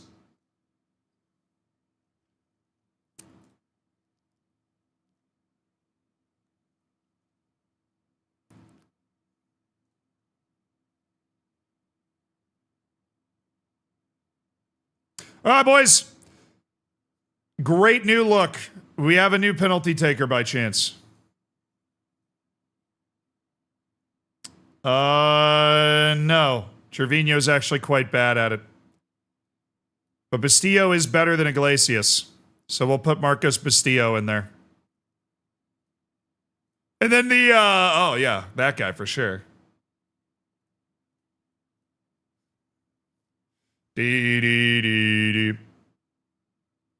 All right, chat. I like it. Who we playing? 4th in the league? I mean, look, all I'm saying is, if I were them, I would be scared. If I were them, I would be scared. And Tim's getting number 2. Victor Mingo's getting number 11. Gervinho's getting 9 because we literally can't give him number 27. It's not allowed in the league rules, bro. It's not even allowed. Peaceful Turtle, thank you for the 2 pounds. Why did McLaren leave Jamaica? Yeah, but you got to understand, Jamaica was the heavy favorite in that group, and so it's kind of like the Italy situation where even though they're still alive, it's a pretty catastrophic failure to not get first in their group. Jamaica got the easiest group by far.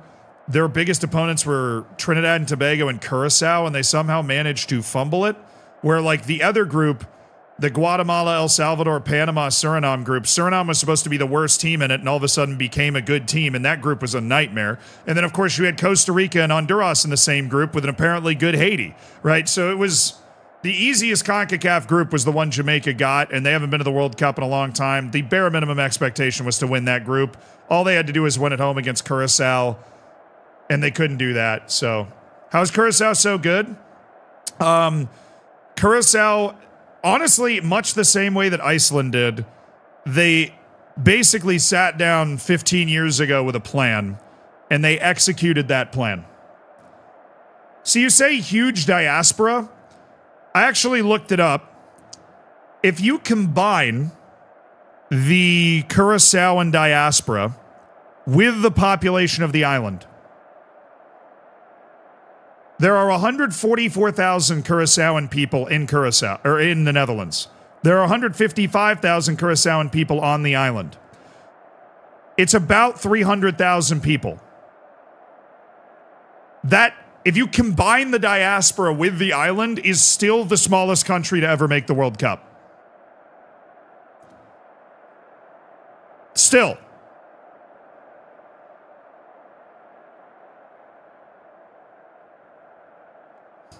So, like, Curacao, obviously, their plan was different than Iceland's. Curacao is a baseball country, but what the Curacao national team sat down and did was, I mean, they have something called the master plan. Somebody wrote an article about it. Curaçao's national team was created basically in 2011 when the Netherlands Antilles national team folded and broke into different parts. Curacao sat down in 2011 with a master plan and went, we are going to build up our national team this way. This is going to be our recruiting pitch to the Curaçaoan diaspora in the Netherlands. This is what we're going to do on the island to get people into the sport. And it worked. Curaçao went from a completely unknown nation in 2011 to literally being in the World Cup and finishing ahead of World Cup nations in Jamaica and Trinidad and Tobago. And they got Dick Advocat to coach the team, yeah. Curaçao's master plan is top-down and bottom-up. It's get the best available players into the national team at the top. Give them the facilities. Give them the coaches. Give them, like, what a lot of nations fail to do, which is make them feel important. Give them the 5-star hotel. Give them the nice bus. Give them a good media team. But also investing in the grassroots at the same time. And then ideally, those both meet in the middle. Enjoy the match today, boys. Huge match. That was Curaçao's plan, essentially. It's top down and bottom up at the same time.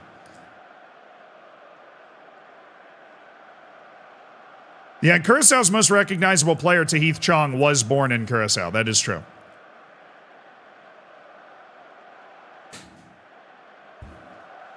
Do-do-do-do-do-do. Because what helps develop the sport, I think honestly they're way ahead of schedule. But what helps increase the popularity of the sport more than seeing your national team do well? So the first goal for Curacao was, we're going to build a complete database of everybody that can play for Curacao, and we are going to pitch these guys hard. We are going to pitch them hard to come play for Curacao. Like, we're going to make it really appealing to come play for Curacao and represent the nation of your parents or your grandparents, because we want to get the best, most talented players right now so that people that are Curaçaoan they've never had a national team to look at before. I mean, think about the fact this national team didn't exist in 2010. There was no Curaçaoan football identity at all. If you're born in 2010, you're 15 years old. If you're 20 years old, when you were a child, Curaçao's national team wasn't a thing. So, like, the next generation of Curaçaoan players are going to be electric because now they've got a national team to dream about being in. Before it was like, well, maybe I'll try and make the Netherlands or something. So they also wouldn't get into the Netherlands? Well, I mean, the Netherlands are a top 10 national team in the world, so that's probably not a surprise.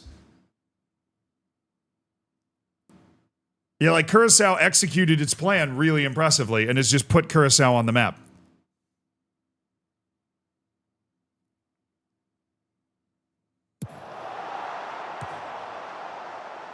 I mean, to be very clear, this is a tried and true successful strategy for a lot of nations. Morocco is doing the same thing. Their semifinal team at the World Cup, 16 of those guys were not born in Morocco.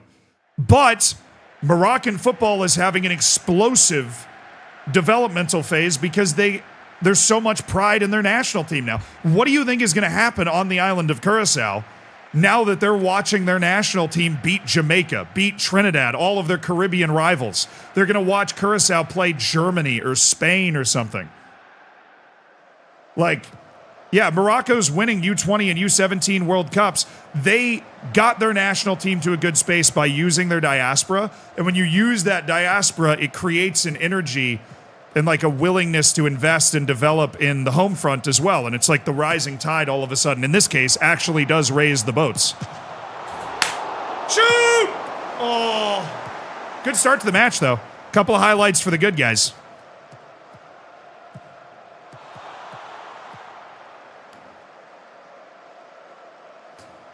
I love what Curaçao's doing. I love what Curaçao's doing. And it's not as easy to do as Curaçao has made it look. Jamaica's been trying to do this for a long time. They still haven't made it. Right? A lot of the Caribbean nations, that is what they reach for. Oh, Gervinho wins the corner. Let's go, old man. Let's go, old man Gervinho. Good dribbling. Good dribbling, Gervinho. Good dribbling. We have raised the talent level of our teams significantly with the signings that we have made. I am expecting a raucous finish to the season, boys. I mean, how sound are we looking right now? Ton of the ball, one shot allowed. The home fans have got to be impressed with what they're seeing. All in their new Gervinho jerseys. Jamaica made it to a World Cup in 1998. Yes, they did. They've been once. I'm just saying, Curaçao is like, obviously it's different than Iceland because Iceland went purely with the ground up approach because they didn't have a diaspora, right? And Iceland went just grassroots up and it worked. But Curaçao is also an example of putting together a battle plan and executing that like national team battle plan perfectly. Is this a once in a lifetime opportunity? No, because CONCACAF has 6 World Cup spots now. 3 of those spots just went automatically to the US, Mexico, and Canada. Technically, the next qualifying is going to be even easier because there's a chance for the US, Mexico, or Canada to choke, which as the US has proven and as Canada has proven and as Mexico will probably prove because they suck right now, is more than possible.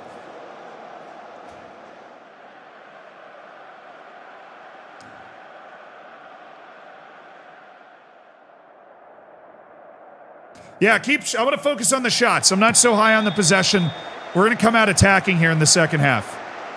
We're going to come out attack. That happens way too often in the match, and by the way.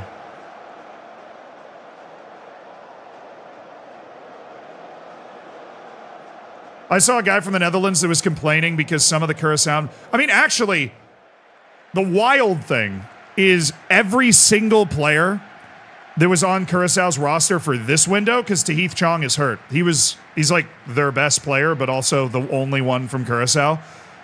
Every single one of them was born in the Netherlands. But when you talk to people that are involved in those kinds of diasporas, this national team is literally reconnecting Curaçaoan people that don't live in Curaçao with the island of Curaçao. Like, there is a nationalism kind of unity being fostered by the fact that the national team is doing well. I mean, Qatar is different because the guys that play for Qatar that are not born in Qatar are also, they don't have familial ties to Qatar. They just have lived in Qatar for a long time. Where Curaçao, they haven't really lived in Curaçao, but they have familial ties to Curaçao. Come on, boys. We're all over them. Just need that highlight. Ooh, we're going to have Gervinho running the short corner. Up to Iglesias. Doi! I think we are taller now, right? Double is tall? No, he's not. We're still not a tall team. Holt's a 13. Double is an 11. We have no tall forwards. Good hit by Iglesias. Let's look at some subs. Let's see if our lone guys got anything. Mingo's going to come in for Jacques Dago. Anthony's going to come in for Iglesias and give us an injection of pace in that attacking midfield spot. Give him a little pep talk. I have faith in you guys. They listen keenly.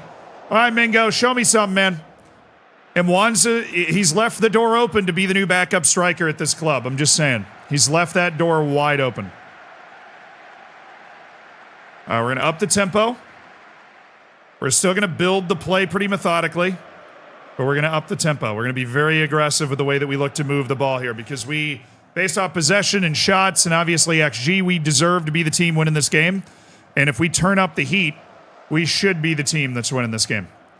Draws don't do us any good, chat. We got to get wins. We went up to very attacking, so I'm a little scared, but this could be it.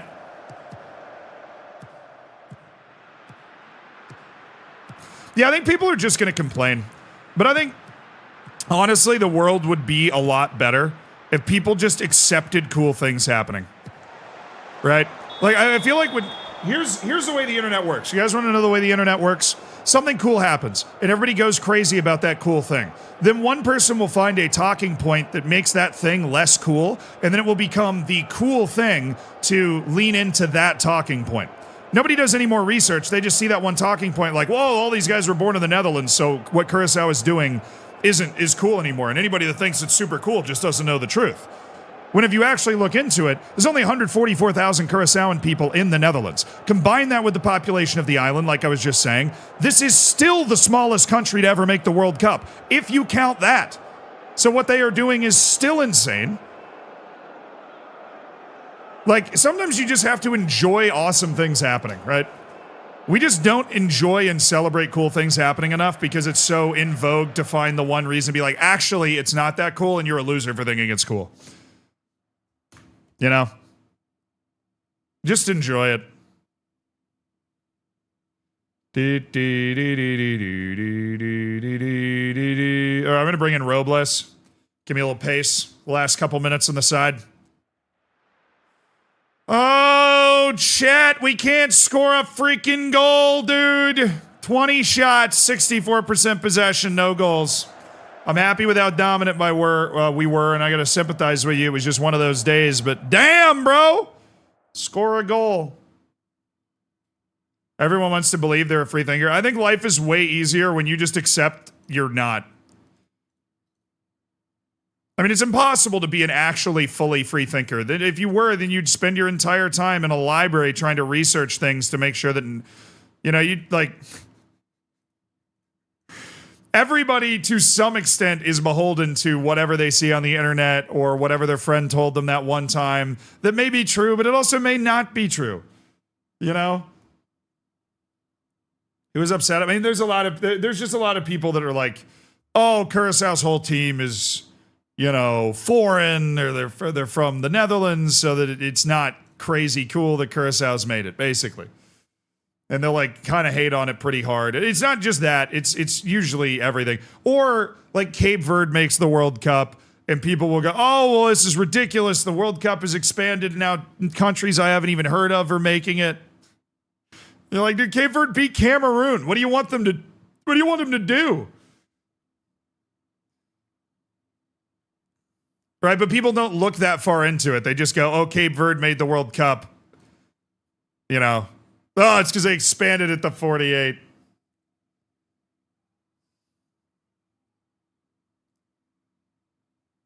Complaining gets you attention? Yeah, it does.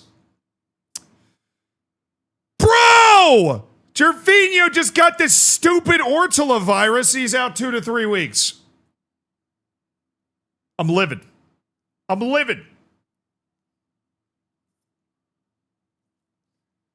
People don't talk about Scott McTominay practically being English. Yeah, it's true. Have half the Irish national team have a conversation with me, and then we can have this conversation if they sound Irish to you. But they don't, and I don't care, because they have the ties to Ireland to be able to play for Ireland, and that's all that matters. Do I think the Euros are harder than the World Cup? No. No, I don't. I think the Euros are the hardest continental competition, 100%. But I don't think they're harder than the World Cup, no.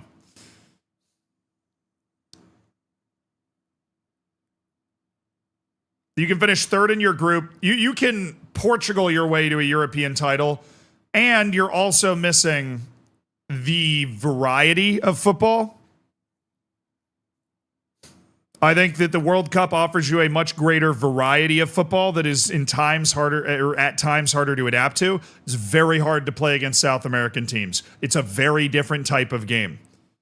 And then every once in a while you get the really good Asian or African teams, or every once in a blue moon you get a buck wild American team that's playing a different way, and it is hard to play against. It's different, right? It's just different.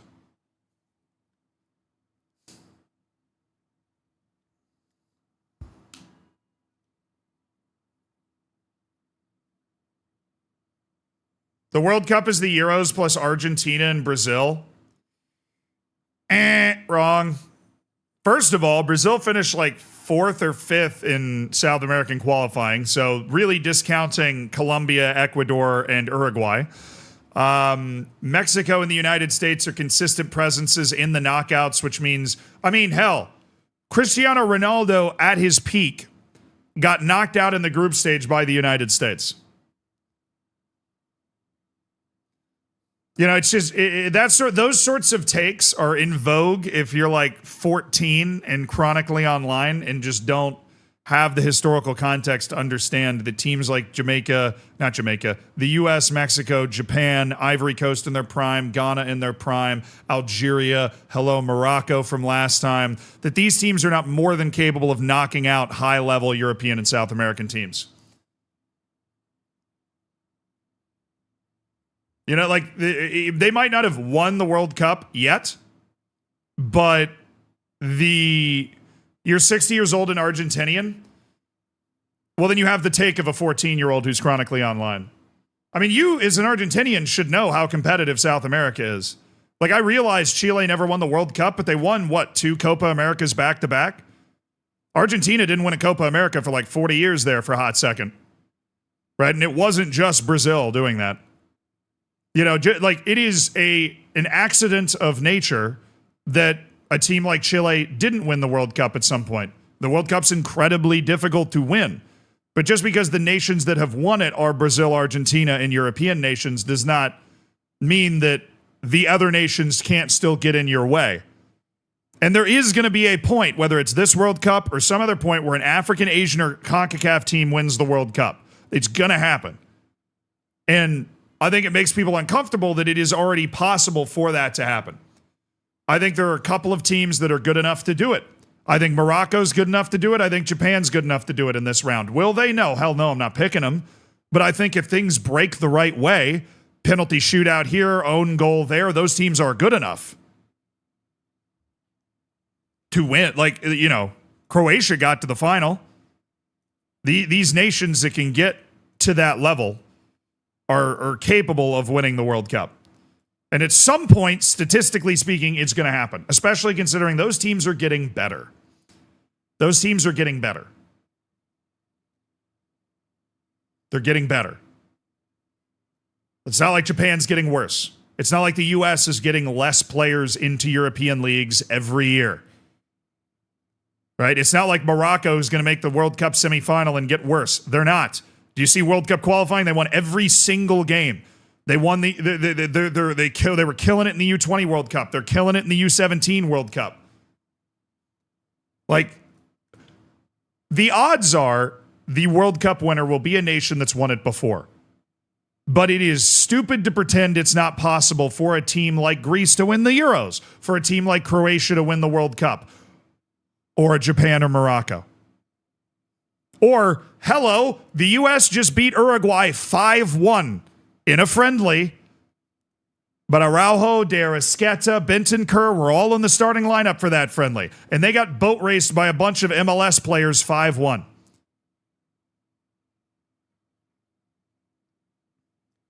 Now, would you pick them? No, of course I'm going to pick Spain or France. But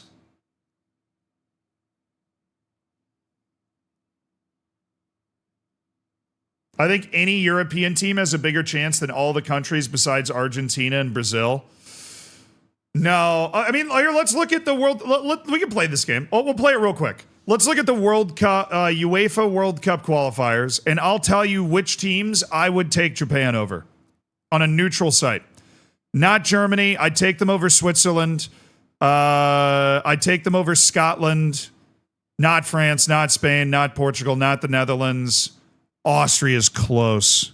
I think Austria's better than they get credit for, but Switzerland is closer to me than Scotland. I think Japan, neutral site, is a betting favorite against Scotland. I don't think they're a betting favorite against Switzerland, but I would probably pick them. Norway I wouldn't, because I'm really scared of Erling Haaland. And they kind of murdered Italy, and I'm trying to figure out if Italy's bad or Norway might actually have just turned a corner. I'm probably taking Austria. Belgium kind of sucked. They just drew Kazakhstan. You know? England, obviously not. Croatia, no, I'm taking Croatia. So 2 to 3 European teams. I think neutral site outright, I'm taking Japan.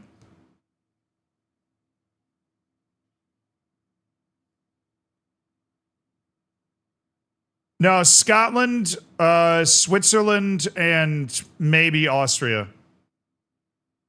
Switzerland's way better than... Look, I like Switzerland. I'm a flag-carrying Switzerland fan. Do you realize what Japan has been doing?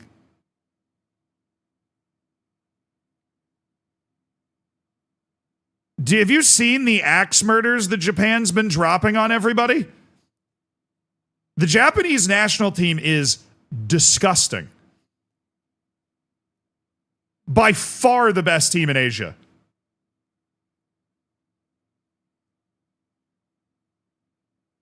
Dude, I would love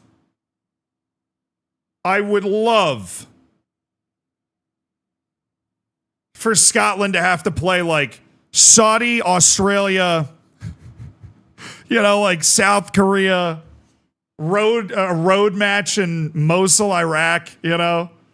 Like, it is Asia way worse than Europe, obviously. But let's not pretend that when Japan is out here just destroying teams in Asia, that they're not beating professional football teams that play in 60,000 seat national stadiums that come from countries with high-paid professional leagues that are, you know, I mean, people sleep on nations like Jordan, for example. Jordan's star striker plays in the French league. right? Just because you don't know who he is doesn't mean he doesn't exist. But Altamari's a dog. You know what I mean? Like, is Japan playing worse teams than Bosnia and Herzegovina and Romania most of the time? Absolutely. But they're better than San Marino, and a lot of them are better than Cyprus. You know what I mean? It's not like they're playing plumbers, right? Which, by the way, Belgium just had a World Cup qualifying clincher against Liechtenstein, who are actually plumbers. I'm just like, there's a level of disrespect that I tolerate towards the level of qualifying in a place like Asia. And when you go like, well, they're playing part-timers, that goes over the line for me. Because when you're playing on the road against Iraq, you're in Basra Stadium. 60,000 people, football mad country. That team is full of professional footballers who play in the Dutch league. They play in the Belgian league, right? Some of them play, like the Iranian league is a big money league with a lot of fans and everything, right? It's not like it's easy to do. It's not like it's easy to do. CONCACAF this time has not been good quality, but people are saying that just because the best teams are losing. Costa Rica is top 40 in the world. They just got knocked out by Haiti. Haiti beat them earlier in this window. OFC qualifying is where that's kind of true because those nations don't have a lot of infrastructure, population, money, or a professional league, and so that's fair. Please don't defend this. Sweden would win 90 matches over Iraq.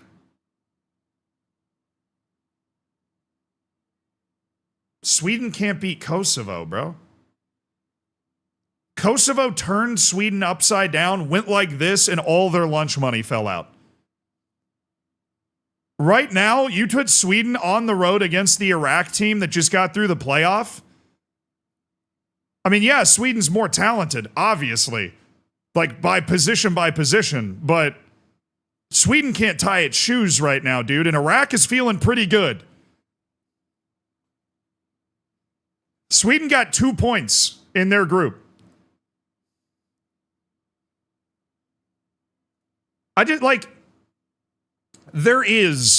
Europe is the best continent. Europe has the best good teams. It has the most talented players. That's not up for debate. It's not close.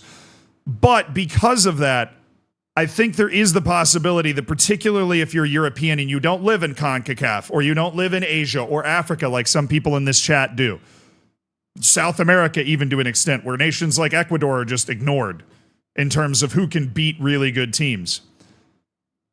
When you watch those matches, when you see those matches, when you see somebody like Tyler Adams lock people up, then go on the road against El Salvador and get kind of beat up, or just get like to watch somebody from the Honduran league just dribble right by him, and you're like, they can play too. They're not as good as the top teams, but they are not as bad as you think they are. You know what I mean?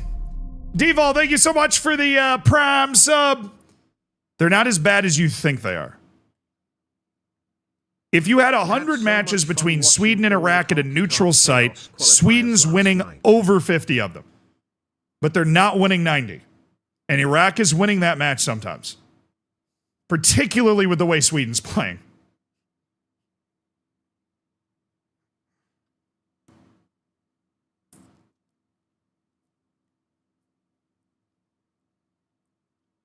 Yeah, I think Freeman's going to make a move to Europe, dude. The guy just scored 2 goals as a defender against Uruguay in a friendly. I think Alex Freeman's going to get a big money move to Europe.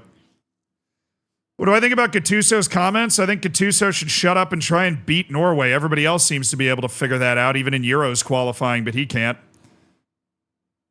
Does Gattuso really think if he took his Italian team right now and played against Ecuador, who gave up 5 goals in 18 matches, that they would win? No chance.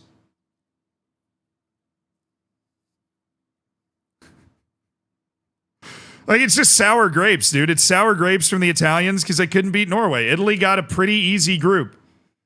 They got a Norwegian team that hadn't qualified for anything in over 20 years. And Gattuso he's like, also, it's the World Cup.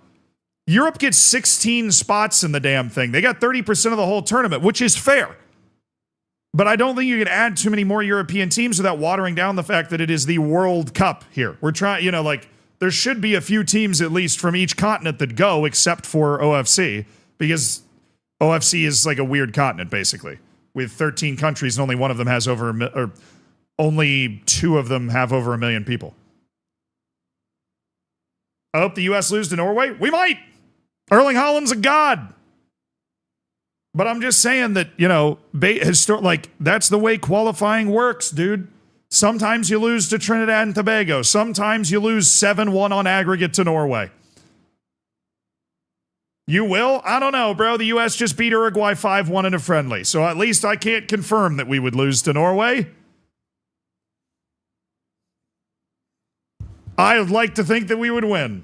But we absolutely could lose, and that's part of the fun of the World Cup. You only get one shot at it.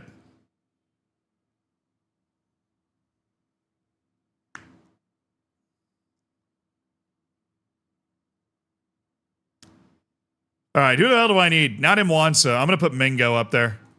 And we're going to throw Mingo back into that center forward role. I don't think he's... Actually, he can kind of drop in. Let's play him the exact same way we were playing Gervinho.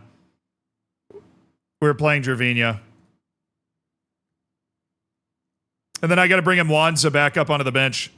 All right, we're playing the best team in the league on the road. Sorry, third best now. Extremadura. I was very happy with the way we played that last match, but... Yeah, I mean, like, Europe has a European championship. It has the most teams in the World Cup by a ton. South Africa gets 6, CONCACAF gets 6, Asia has 8, Africa has 9. There's the playoff to settle a couple more. Europe has 16, right? I think Europe being 33% of the World Cup is fair, and I think if you want to just see a bunch of European teams play each other, I would rather... the World Cup is awesome to me when you watch, like, Wales play Iran. That's when the World Cup is at its absolute best. Well, not its absolute best. I mean, Mbappe against Messi in the final. Let's not get... I don't mean to lean into hyperbole, but one of my favorite things about the World Cup is watching Ivory Coast play Japan.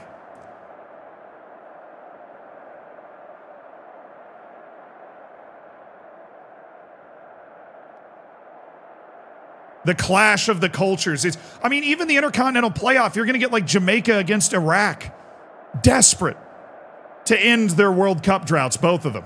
Saudi Arabia beating Argentina. Look, obviously, anytime you bring up Saudi Arabia has a lot of issues. But what you can't argue with is there's a lot of people in Saudi Arabia, and they're very passionate about football, and that was an incredible moment for them. And it was an incredible moment to watch them have. Right? Hey, Ark. And the U.S. will have those moments too. And I'll be right there for them. The U.S. has had those moments. It's John Brooks for the USA.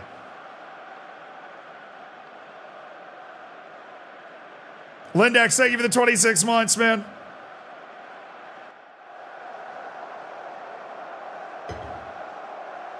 Listen to the word I say. I love the World Cup. I love World Cup qualifying. I think all of it is so incredibly interesting. I think the expansion to 48 was warranted. I think if they go to 64, it's probably too much. But I think 48, because when they expanded to 32, roughly the same percentage of teams got in as when there's a lot more teams than there were when they expanded to 32. Now, roughly the same percentage of teams is getting into a 48-team World Cup. And I think with a 48-team World Cup, you're just, the door is more open for the Jordans of the world to have a chance. Teams that I believe will not embarrass themselves on that type of stage at all and will actually surprise some people. Or Uzbekistan. Or Haiti. I don't know. Curacao might actually get blown out. And if they do, that's okay. They earn the right to do it. They earned the right to get blown out. Trinidad and Tobago and Jamaica could have taken that spot, but they freaking didn't. This should be a goal. Please tell me this is a... Bro! The hell of... Oh. Yes, I know that the World Cup was not expanded for good reasons, but that doesn't mean that it's not a good idea. I think they accidentally made a good decision. And then they went back to 4-team groups, which was also a good decision. That should have been a freaking goal, though. We haven't scored on stream today, by the way.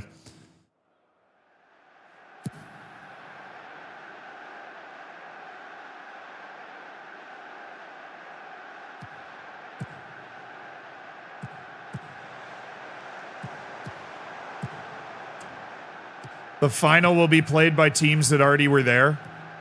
I mean, yeah, the World Cup final is probably going to be contested by, damn it, Frodo. Again! You already threw the ring in the fire, bro!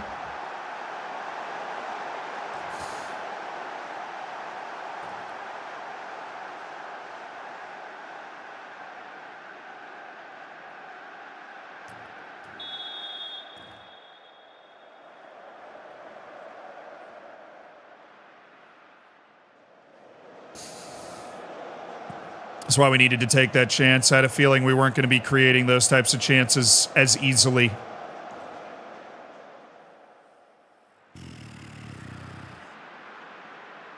Yeah, I know Olmedo's bad. We're going to fix that at the end of this season, but I'd love to be fixing that in the frickin' third division.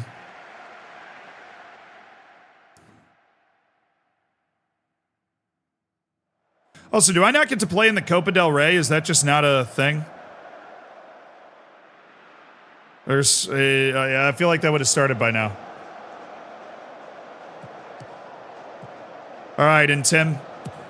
Nice, good work. Papa Chic jump. That's good. We've got Varela. Oh, no. We don't need a leading pass. Oh, that's bad. Good recovery by Papa Chic jump, but now he's been called off by Varela for some reason. Okay.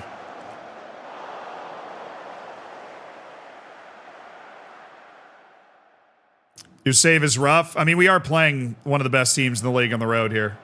And we did have the biggest chance of the match, which we proceeded to not score. So that's been like a fun part of this. We are also missing our best player, Gervinho, right now. He is at home with a virus.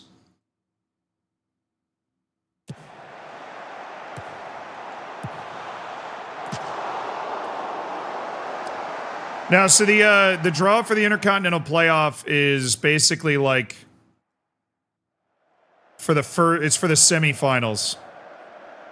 Like essentially, Bolivia is going to play either Jamaica or Suriname, and then New Caledonia is going to play either Jamaica or Suriname.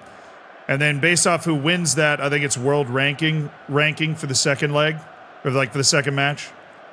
Yeah, Iraq and Congo are already in the final. I think Iraq is ranked higher. So whoever's ranked higher is going to get the worst team. So like, let's say it's Suriname against New Caledonia. Well, then the winner of that match is going to play the higher ranked team, I think, in the final to go to the World Cup. Bolivia's probably going to get blown out, yeah. If Bolivia gets Jamaica, I think they get destroyed. If they play Suriname, I mean, Suriname is also not very good. So, who knows?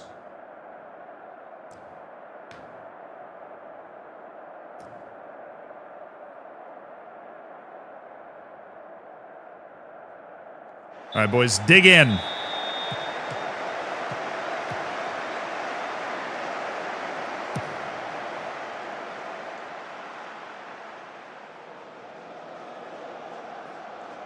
Bolivia won against Chile away. Did you see where Chile ended up in that table?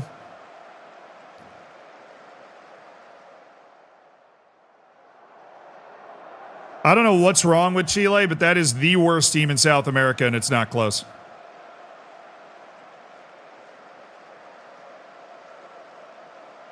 They are so unbelievably bad. I have no idea what happened to them.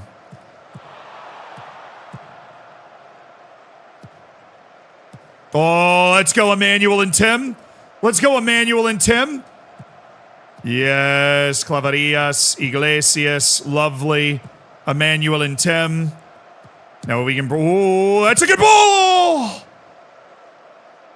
Oh, it's Iglesias again, bro. So that's 6.1.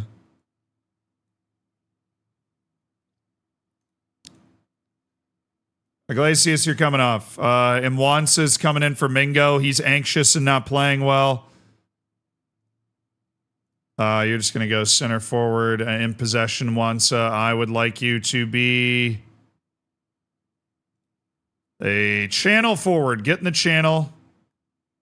Create. Open things up for Anthony, making that run in the middle. Who else? Torres is struggling. We could go with... No, I'm not going to. Varela's struggling. Great. All of my really good players are struggling. That's where my worst match ratings are. So Anthony and Mwansa. Maybe you guys can make something happen.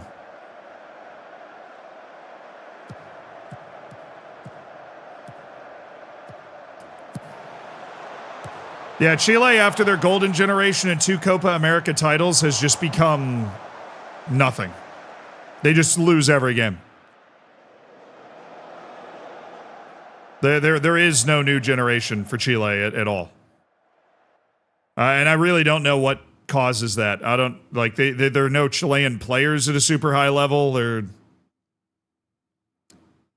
right, boys, this is it. Now bring it back, Olmedo. No. Bring it to the other center back. Good. He panicked, but it might end up working out. Not if Pop Sheik Diop passes it straight to the other team. He's onside, I'm assuming. No, good. Let's go, baby. Let's go, baby.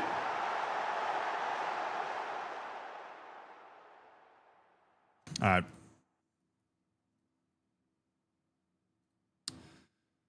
Ye ol' like 10-minute left type subs coming in here. We're going to bring in Robles. We're going to go a little wild. Ooh.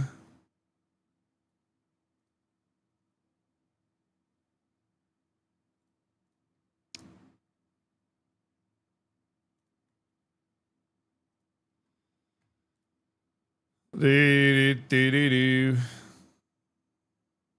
Yeah, the match ratings in this are quite bad. All right. Just a little adjustment to try and set us up to get some numbers forward. And boy, do we have some numbers forward. Oh, bad ball. Decent header back in. Oh, my main man, Frodo. Hey, Pop Sheik Jop, I need you to run, bro. Good save. Solid save.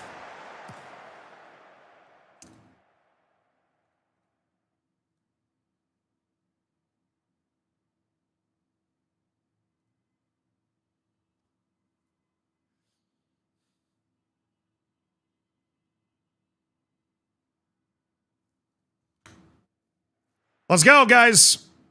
We need to find a goal somewhere, please.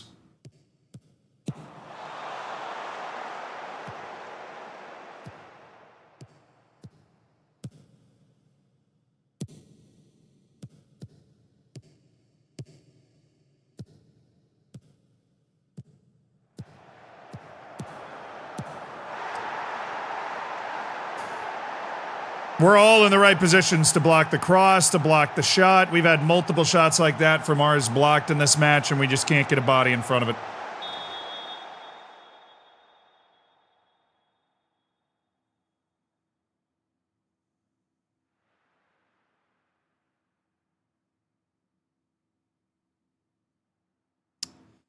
We just didn't have the ideas to break this team down.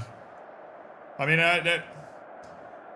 it's a tough loss. I'm not too mad at the team for it. I think the team we're playing against there is more talented than us. I think we got to find a way to keep... I didn't realize Mwansa still hasn't scored all season. That's kind of funny. We got to keep Frodo off the ball, dude.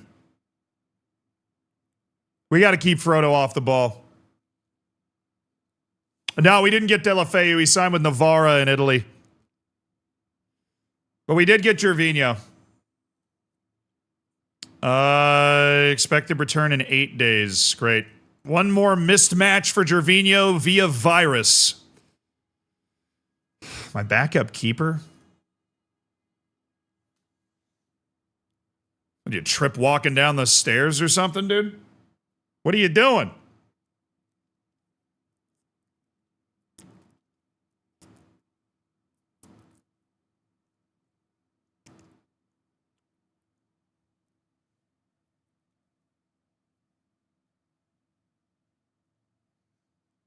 Yeah, get the Witch King at the right center back position. I don't know.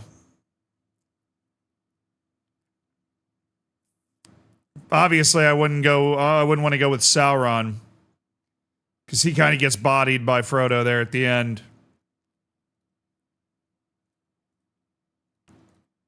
Maybe the Nazgul. Maybe that would be the play.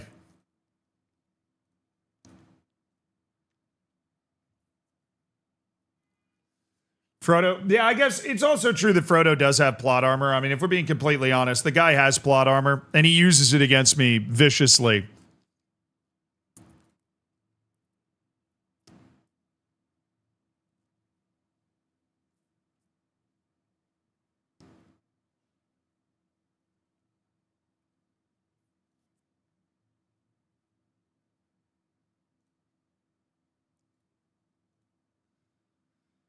I yell at Jacques Daga for his training too. That's like really low.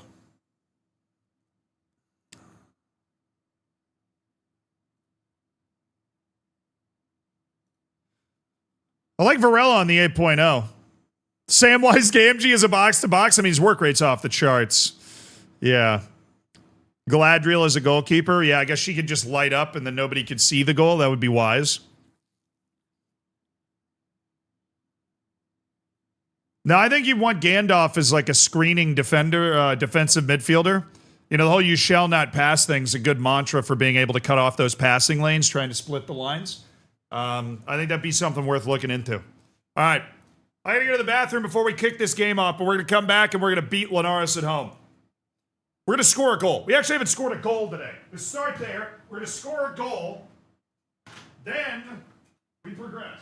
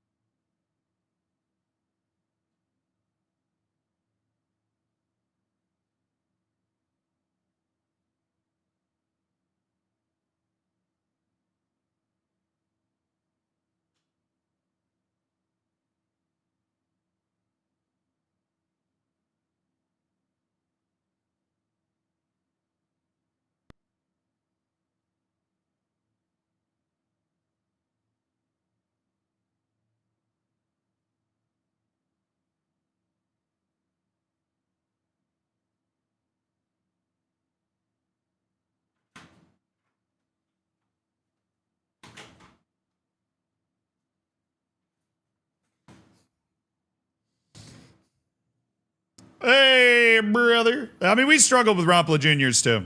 And I don't think we're struggling in a way where we're like unredeemable. Not at all, really, but we are definitely struggling. All right, Perez, you're going to be sub 1. We need a goalkeeper. Thank you.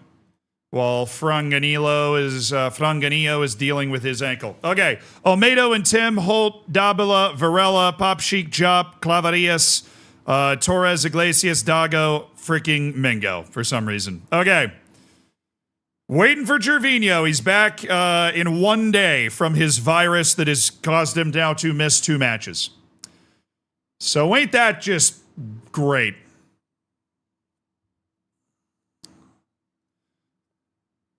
All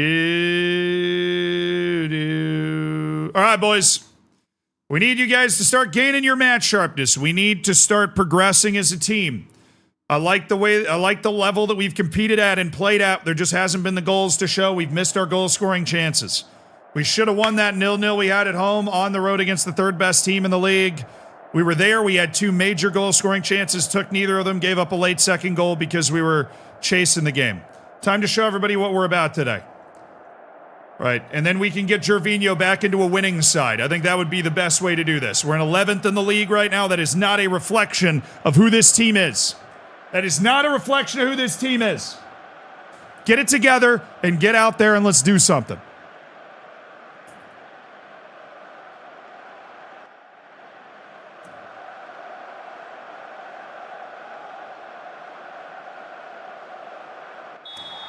UD Malia at home in Africa in the Spanish 4th Division.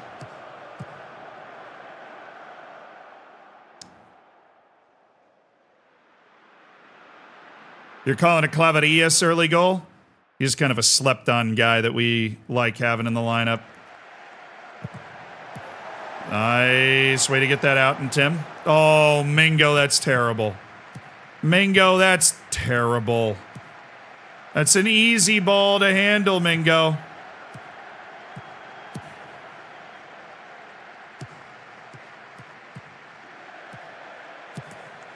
Good save, Olmedo. I mean, crazy tight angle. Good save. All right.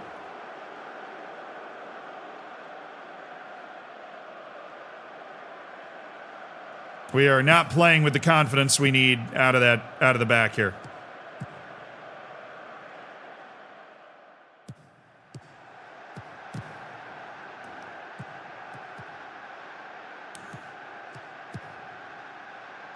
All right, Intem.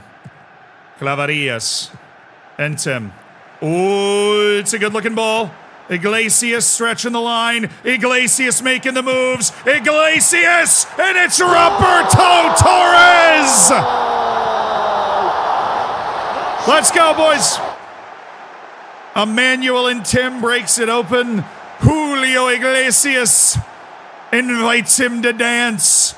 Puts the pressure on the goal. We've got numbers in the box. Roberto Torres could hardly miss from there. Yes, baby. Yes. Am I not talking about CONCACAF? Oh, we talked about CONCACAF earlier.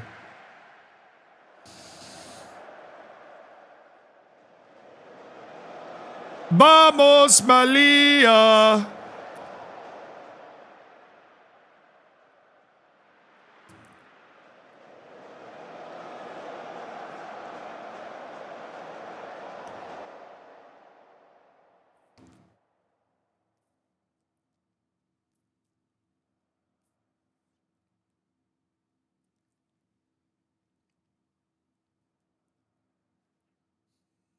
Love to see Jacques Dago do something. I'd love to see Mingo doing something. Right, we brought this kid in on loan for the rest of the season to be a guy that's a better striker than Mwansa. He's putting in some Mwansa-like performances where he's just up there but doesn't exist. Just bring it down. No, you idiot. Actually, that was a good, accurate header. But you know you can just bring that down, man. All right, Yves Dabel is a ball player, so I expect him to be a little more aggressive. Beautiful. Iglesias. Mingo! Nice!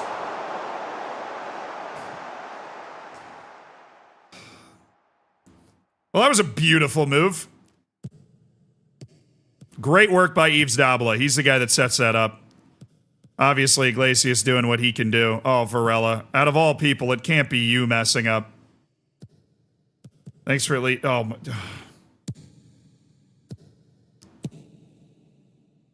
Okay, we got to have that covered. Please tell me we got that covered.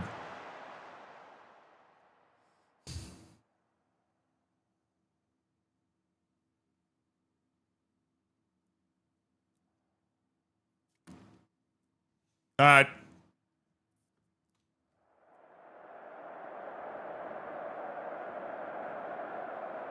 Focus on the shots. I'm happy with the number of shots we're getting. Get more of them.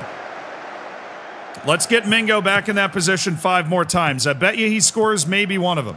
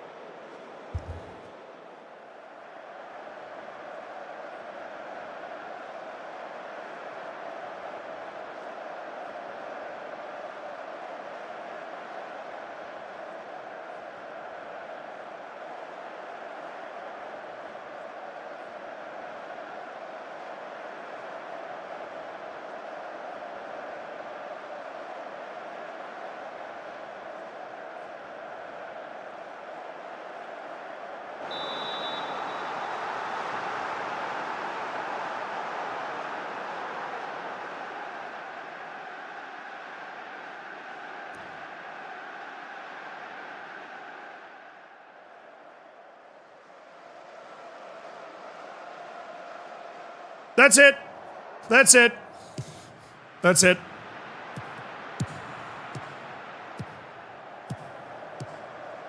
Not hold. Neither of these guys should be shooting. If Davila wants to make a play, Torres having a shot's okay. He can hit it.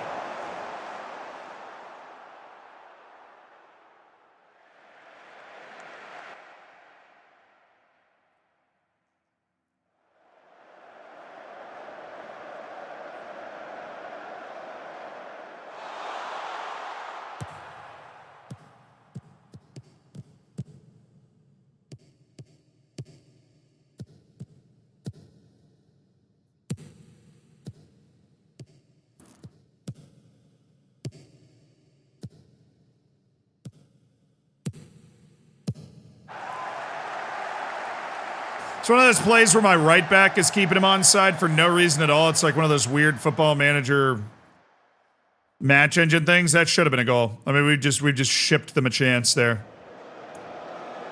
The problem is Dago's not doing it right now, and if Jacques Dago's not scoring, we have not found a way to get our other Ortela and Wansa and now Mingo. We just can't find a guy that can shoulder any kind of goal-scoring load whatsoever. Mingo's at least doing something here. Claverillas. Iglesias. Yes, in Tim. There's a ball here. Maybe that's on?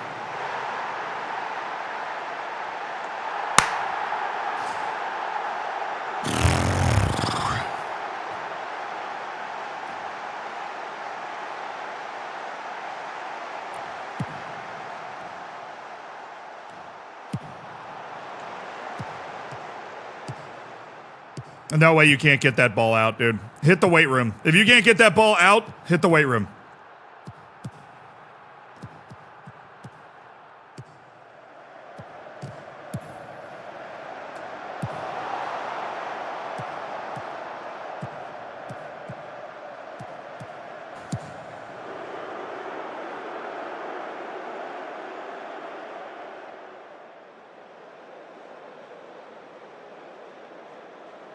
That's just one-on-one talent.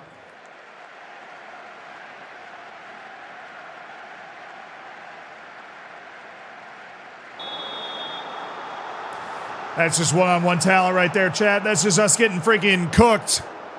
That's us just getting booled on. Absolutely booled. Oh, he's in. He's in. Thank you. 2-2, Jacques Dago. And what a little match that's developing here. Straight over the top from Emmanuel and Tim, who's finding his playmaking. Emmanuel and Tim just pops it over the back line. What a touch by Jacques Dago.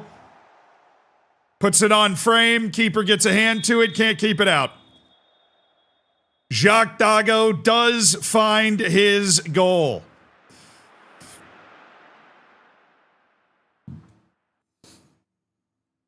Amwansa, go. Pelon. Yes, you, go. You're taking Pop Sheik Diop. He's not played well in this game. Amwansa, it is time to end your goal streak, you big man. Find the ball somewhere, please.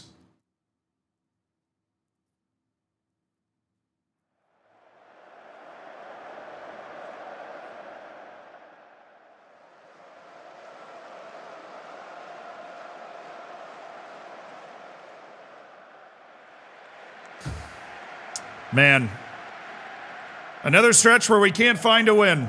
Draw, loss, draw.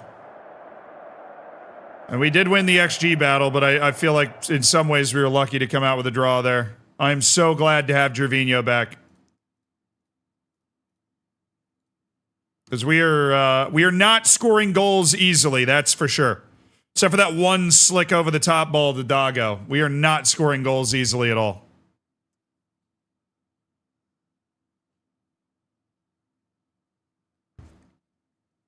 I mean, we were freaking third in the XG table. We're unbeatable in the XG table, dude. Unbeatable.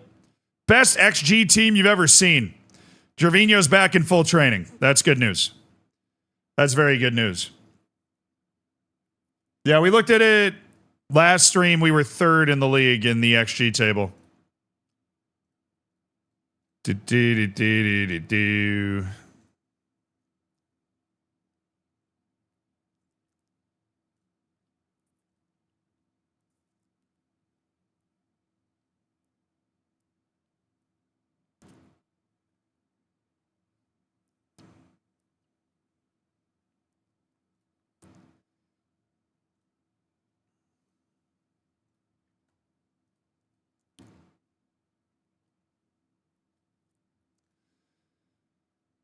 We're gonna move him down to impact sub playing time. Ivan Robles.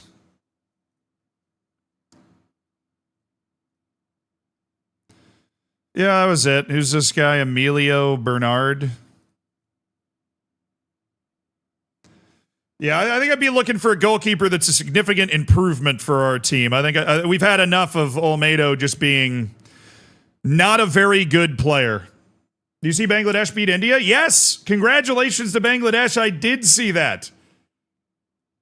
Hamza Chowdhury has played actually very well for Bangladesh. I watched some of their Asian Cup qualifying campaign. He scored like a pretty amazing goal. Are you winning, son?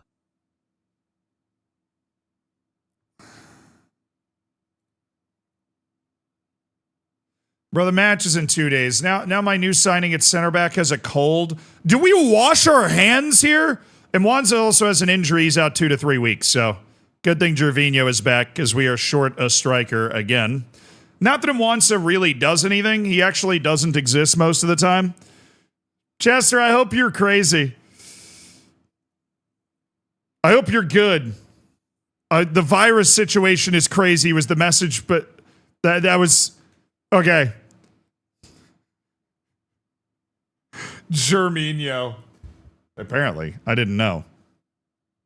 But we have had a lot of virus and cold issues in the team. And I really hope that we get our guy back, please.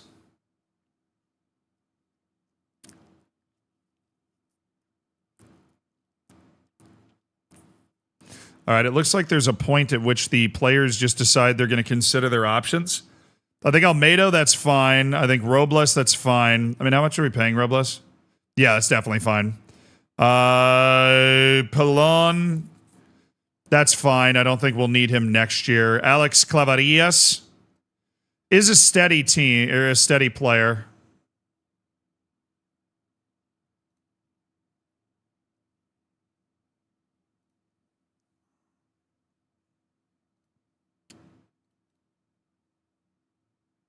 Oh, they're now like just not interested. Okay, cool. Iglesias, Jacques Dago, and Muniz. I would have liked to have kept Jacques Dago. But I guess their wage is so high that there really are. Like Dago and probably Julio Iglesias. But Iglesias is incredibly highly paid.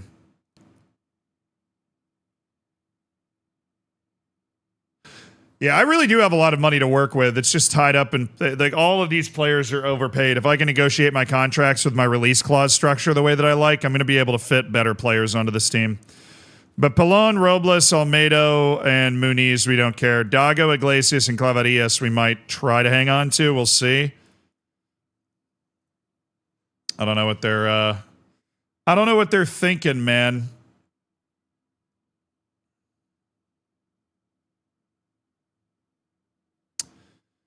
Well, I tell you what, though, that will send me to the squad.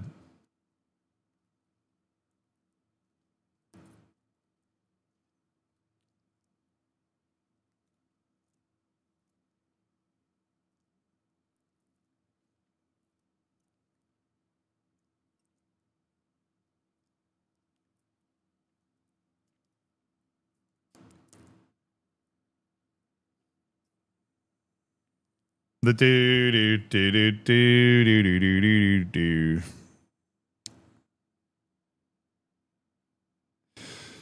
Probably not going to want to keep Roberto Torres around. I don't know. He's going to become less and less physically capable. We are going to want to keep Francisco Varela.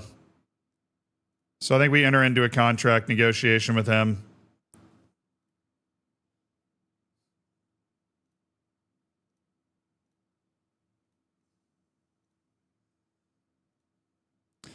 Relegation release clause is 0. I think a non-promotion release clause at 250 at 200,000 is perfectly fine, and I think a release clause at 800,000 is also perfectly fine. We do not want to pay out all that money.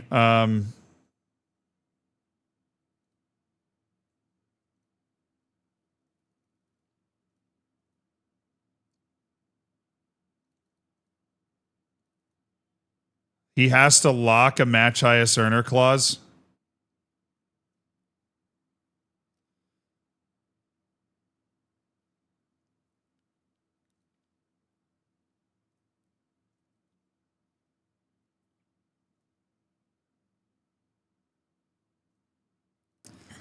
Okay. Probably a guy that is worth that money. He's obviously just a plug-and-play superstar on our team. Please tell me Dabble is back.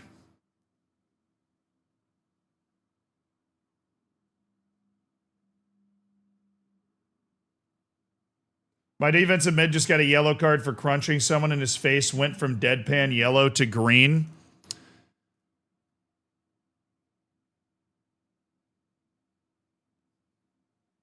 Hey, man. Whoever turns around your mood. Real morale booster. Oh, sick. Yves Dabble is going to miss.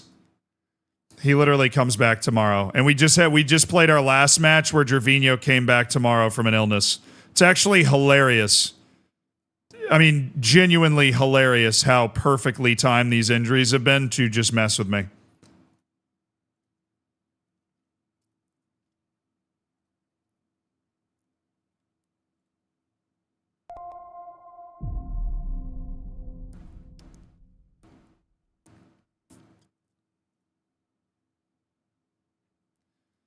"41 months.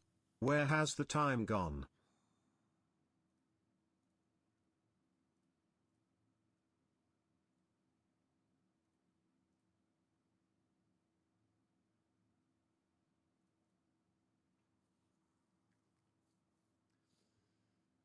That's a long time, Movka. Thank you for the 41 months, dude.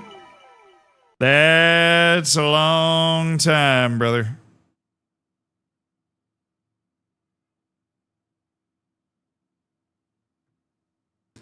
All right, that means we're going back to our old center back setup, which is Pelon as the other center back. And we've got to go get Muniz. That does mean we're going to be able to bring Abreu back up to the bench because Muniz can play a little left back as well.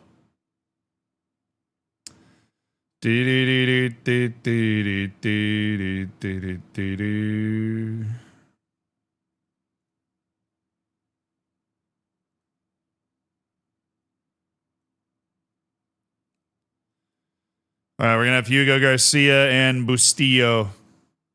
I want to give Hugo Garcia a look. All right, what are they playing? Aguilas. I think we're finally playing a team that's not very good. Just kidding. I can't check my opposition instructions on this screen. Entirely fair, apparently.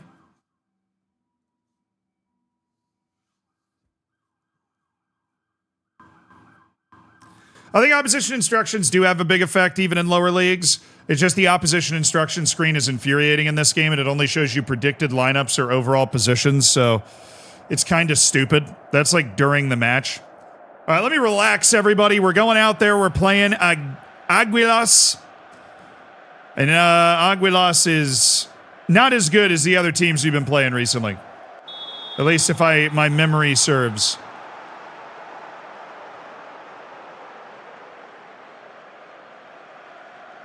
No way, apparently, for me to find that out, but here is your predicted lineup of the other team. Not the one that I'm staring at directly on the field. Predicted.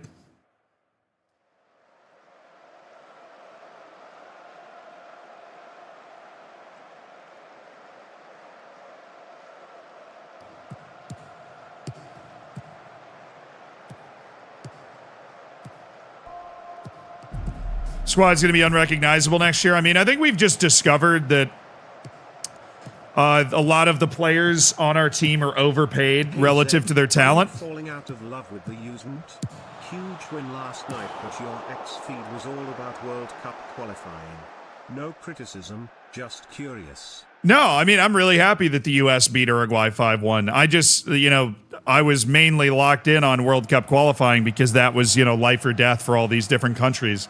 In particular, honestly, personally, I found that more interesting than a friendly between the U.S. and Uruguay. But I'm not, no. I mean, I am all in with the U.S. national team always. Don't really have much of a choice in the matter. Doggo. Emmanuel and Tim. Oh, he goes all the way. It's Emmanuel and Tim.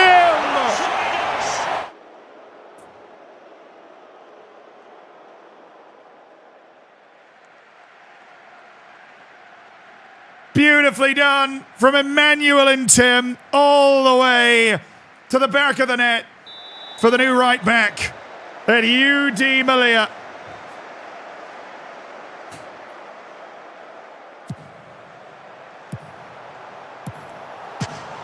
Goodness, that would have been annoying.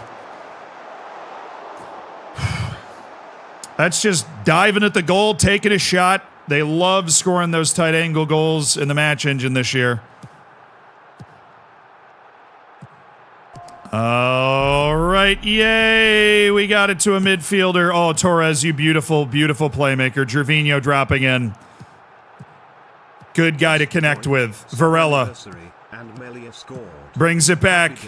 Torres, and it's through to Jacques Doggo the GOAT. Let's go, baby. Opened him up tactically. Varela didn't feel forced to cross the ball. Brings it back to Torres, the playmaker. Finds a beautiful outside of the football. Puts a lot of pressure on the defense. Doggo, as he usually is, right spot, right time to steer that ball home, and Malia's flying. Great assist. That's what we need from Roberto Torres. He's not an athletic guy that's going to go flying down there and open things up, but Varela opens it up for him. Torres receives the ball, puts a dangerous ball in, gives us a chance. Most importantly, though, we're getting in front of the goal and actually putting the ball in the net. That's most important. Emmanuel and Tim. Clavaria. So it's Torres. Oh, it's Gervinho! With his first goal for UD Malia. Gervinho pokes it home. Oh, yeah, baby. Playoffs, question mark? Playoffs? Yeah, that's a veteran's goal by Gervinho. He pounces on the tackled ball in the box. Malia leads 3-0.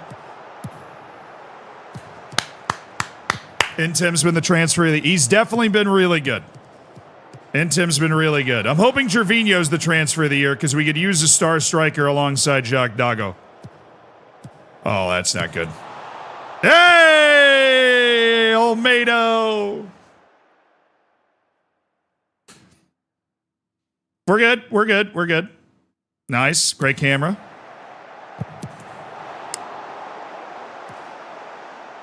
All right, guys, we've not struggled really with set-piece defense, but that was pretty bad there. We're going to need to sort this out. Get that ball out. Hey, way to get it clear. Some sort of shape. All right, find somebody. Good job, Eric Holt. The often overlooked but incredibly steady center back. Pop chic job. Torres. Is there a counter on here? Torres out to Varela, who can run for days. He's still running. Varela squares it. Iglesias. Tim! Oh. What was going on with that shot visually? I thought that was in. Wasn't the best shot, though. Probably should have shot that earlier in the whole passing. I realized we're like in a flow state or something. Oh, and Tim just got beat. Pop chic Jop with the recovery speed. Varela's there.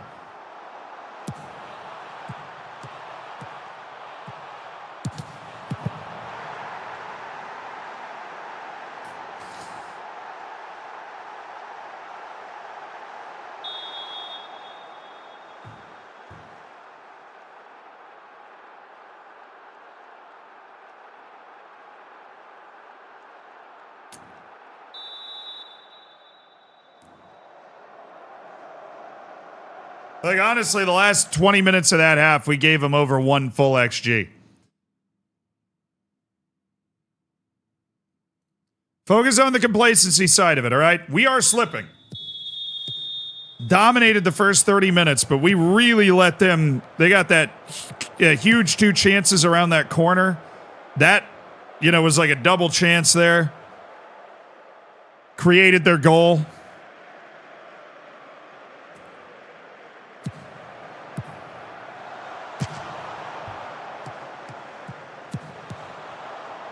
What was that?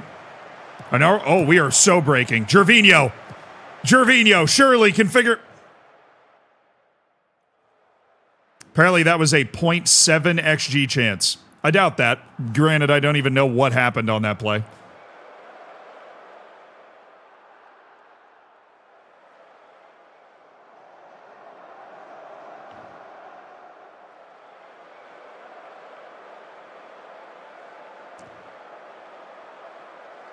All right, at least the game's settled down. We were really shaky there for a second. All right, we are going to move Bastillo here and then put Bastillo there and put Clavarillas in as the attacking midfielder from this point. That's the way I envision that substitution going in my head.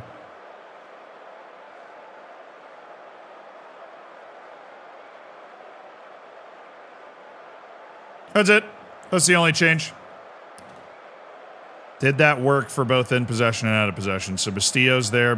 Yeah, it did. Okay. Just checking the math on that one there, buddy. All right, we've had the last couple of shots. We've settled this game back down. Thank heavens. Getting a little wet and wild for my taste there for a second.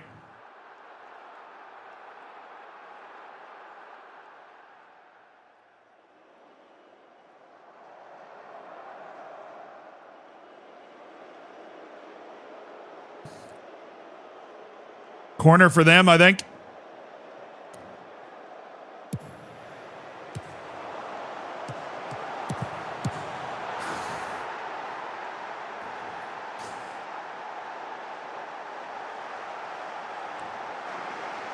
I saw it. Yeah, I think I saw it. This is a weird game, dude.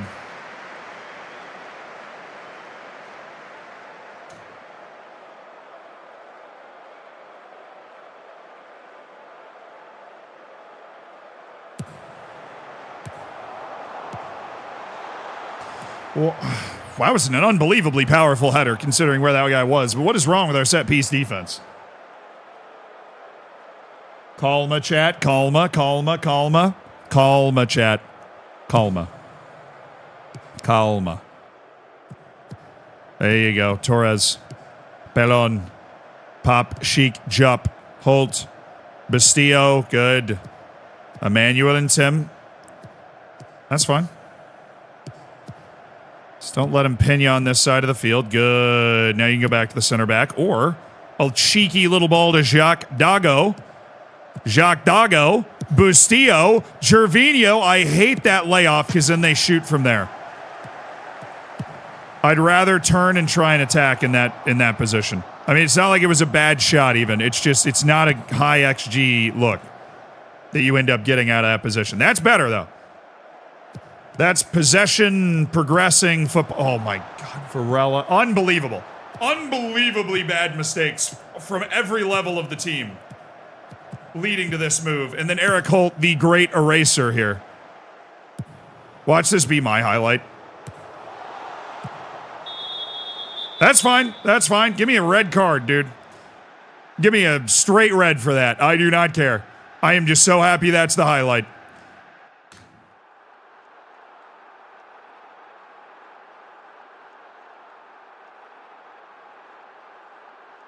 Where's that goalkeeper distribution?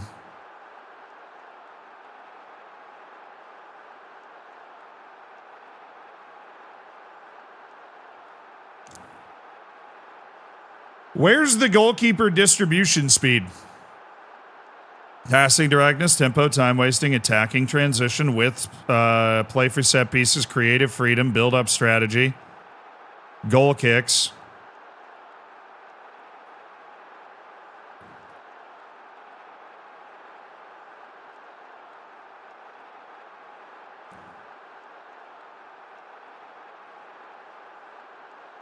No, well, that's goalkeeper distribution is where. I want goalkeeper distribution speed, and apparently I have to go into the tactics team instructions to find that.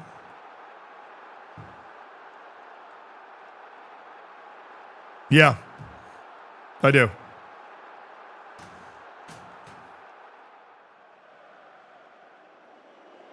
Well, that's weird.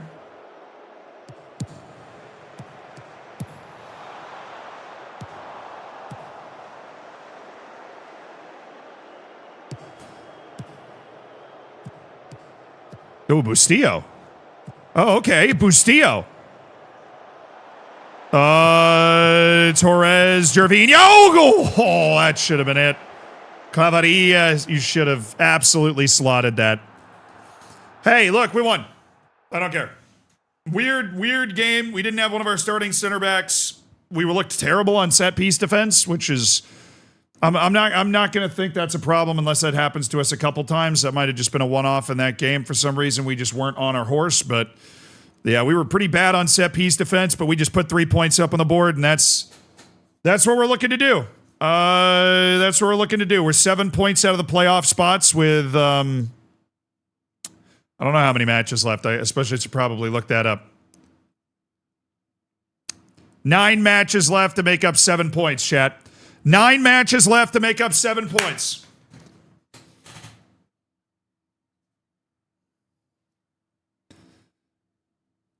I think we can do that if we get a fit team with Gervinho out there. You know, like once our guys are going, I think we can do that. Torres is considering his options. That's totally fine.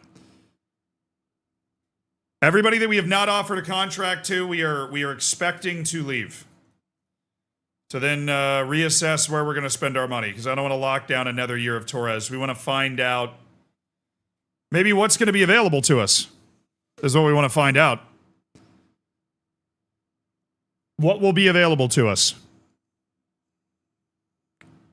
Yeah, youth intake day is March, right? And we do have an amazing youth intake where maybe we're at the level where maybe we can get a guy that actually plays for us virtually instantly out of the youth intake. That is 100% possible. Now, we really got to pay attention to our scouting lists, obviously, because we are going to be leaning pretty heavily on our short lists come the new year.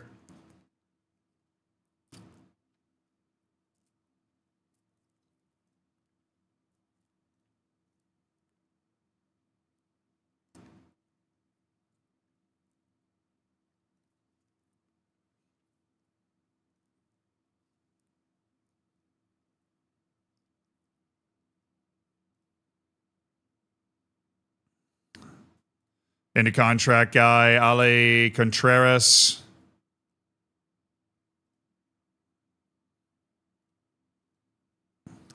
Samu Exposito.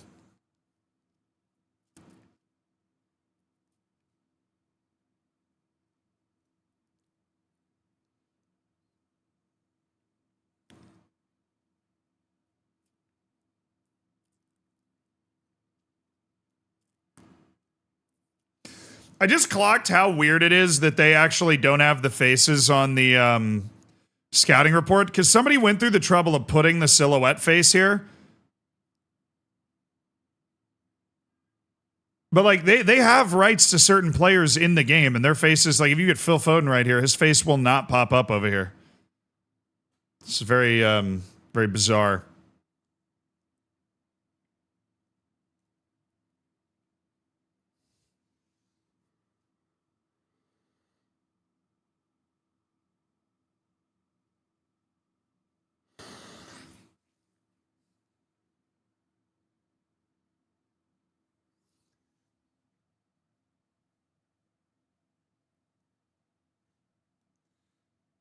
Bro's name is Tony Poo.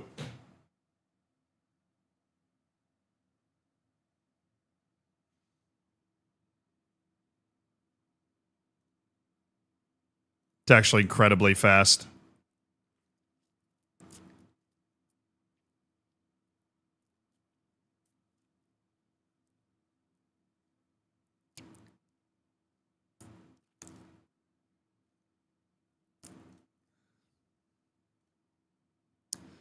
I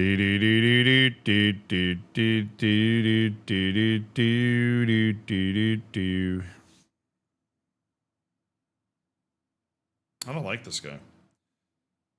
My scouts really like him. I don't like him at all.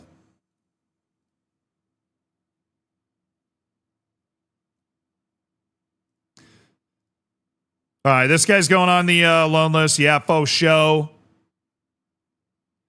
Eric Puerto. Oh, you're bad.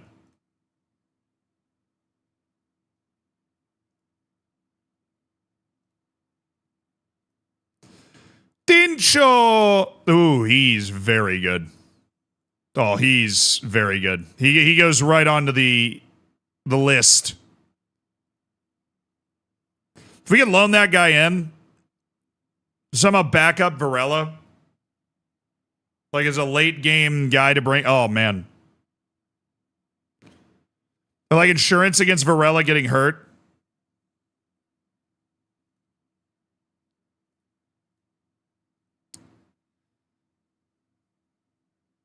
No. All right. Oh, yeah, I did trial, what, 1 or 2 guys? How's my scouting going?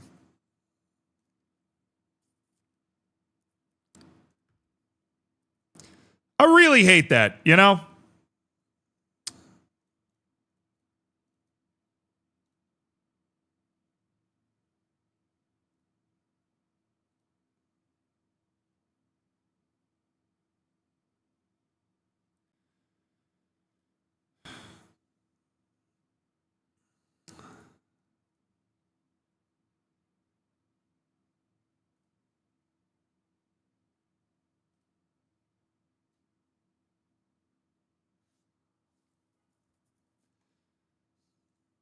You can't make, at least as far as I can find out,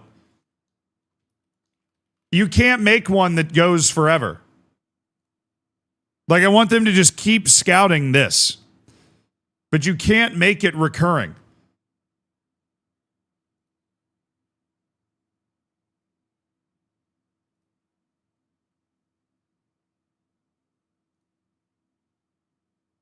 Oh, well, okay, you can't make it a top priority. Why is it there?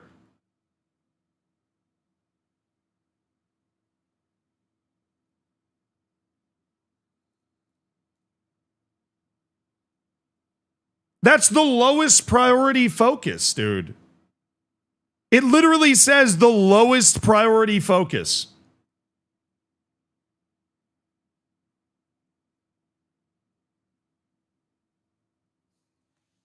Fine. I guess I just got to remember to restart it then.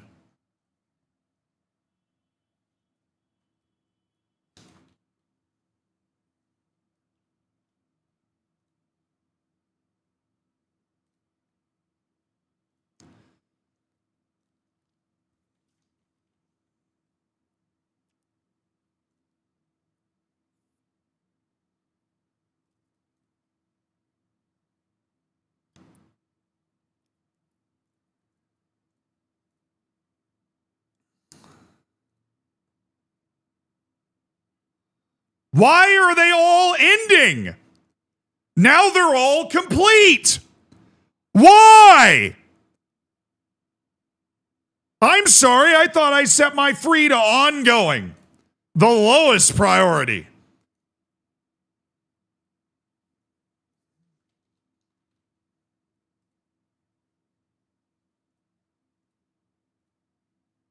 Is it glitching out and assigning the scouts? So if I have to go remove the scouts here?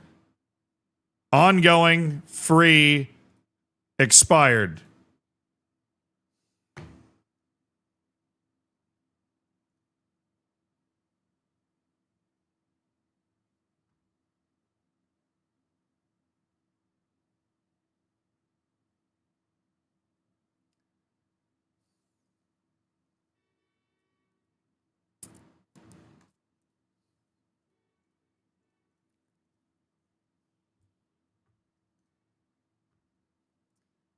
All right, we have our loans one. It's ongoing. Let me edit that.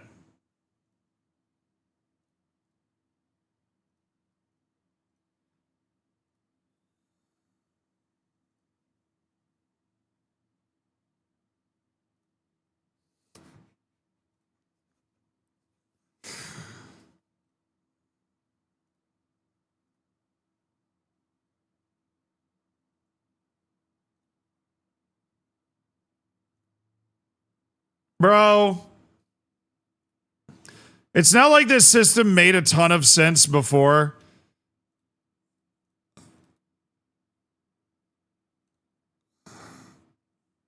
But this makes no sense now. Okay, I've got a free and loans in progress. So now all I need is the main one. I think it was the scout. It was like the scout glitch where I needed to remove the scouts I was looking at. Okay. This is end of contract. All right, we're going to have all three of these be a low sizzling one. All right, and we're looking for contract status expiring in the next year. Thank you. Well, that was easy.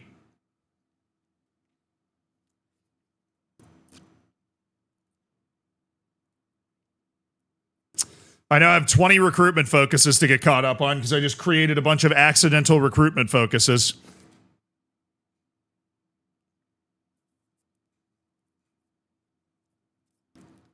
I'm Nigerian, and I overheard you saying earlier Nigeria wasn't in something. The World Cup. Sorry. That wasn't me trying to, like, dunk on you. That would have been what I was talking about. Why? I mean, just enjoy your ignorance, dude. If you look into it, it'll just be worse. If you look into it, it will just be worse. Just enjoy your ignorance as to what happened. Yeah. Just come back to it in like 3 years, and you'll probably be in the next one. And yeah, Nigeria is just not in this World Cup, and that's, yeah. Neither is Cameroon. Italy's probably out. Yeah, I mean, look at it this way. You could be Sweden. Got 2 points from your whole qualifying group and lost to freaking Kosovo twice, so... There's always somebody having a worse qualifying than you. Reliably. Yeah, Sweden's actually... I mean, you'd rather be them and that they still have a chance because they're going to the playoff, but do they? Do they really? The way that they've played, do they really have a chance? If we're honest with ourselves. Okay, where's my boy? Yves Dabala. Okay, Mooney's gone. Dabala. Up, but on. There. Abreu, gone. Suli, in. Beautiful. Okay, Bustillo, Hugo, Mingo. Finally, healthy starting lineup. Intim, Holt, Dabala, Varela, Pop Chic, Jop, Clavarias, Torres, Iglesias, Dago, Gervinho. Yes, that Gervinho. We've got to make up 7 points. We have 9 matches to do it. Our journey continues against 13th placed Xerez, and we are at home. This has got to be a win, baby. Got to be a win.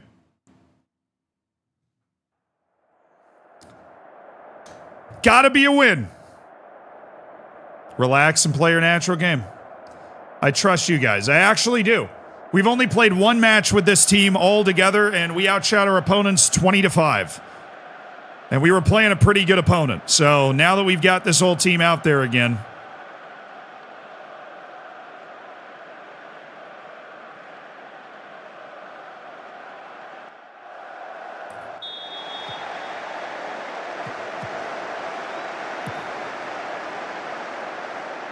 Okay.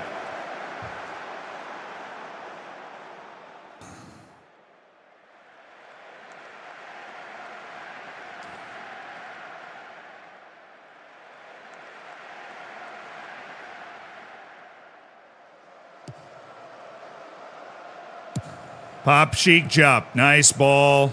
Torres combining with Gervinho. I mean, this is such an amazing, talented triangle we have on this side. Gervinho, Varela, and Torres. Pop Chic Jop. Oh, Dago, Iglesias, Gervinho! He's offside. That was a good finish. Good move, just didn't get that ball into that space quick enough. Yeah, that traditional North African rain. You know it. FM26, man. Only one biome. Jungle. Only one biome. Jungle.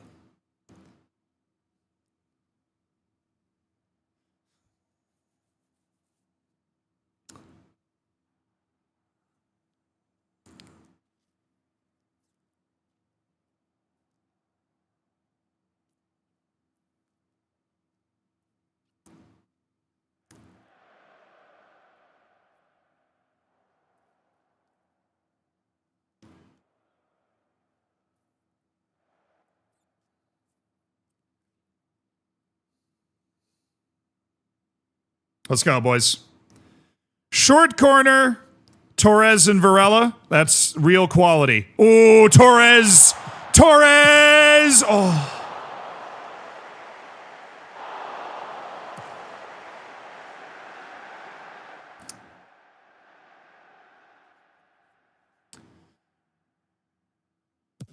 Yeah, let's build this. Dabla, Varela, Torres. You know this left side's got the sauce. Varela, Pop, Chic, Jup, Iglesias, Claveria, Dago, Claverias, Intem, brilliantly worked. Had room to take a touch there, really. Try and do a little something in that spot. I like that half. I like that half. Keep getting shots away. Keep playing at that tempo. Keep playing with that aggression. This is a match that we've got in the palm of our hand right now. We just got to keep playing at the level we're playing at. Torres beats his man again on the short corner. Ref, I see a penalty. I smell a penalty. Ref, I smell a $20 bill for you if you call that. Rigged.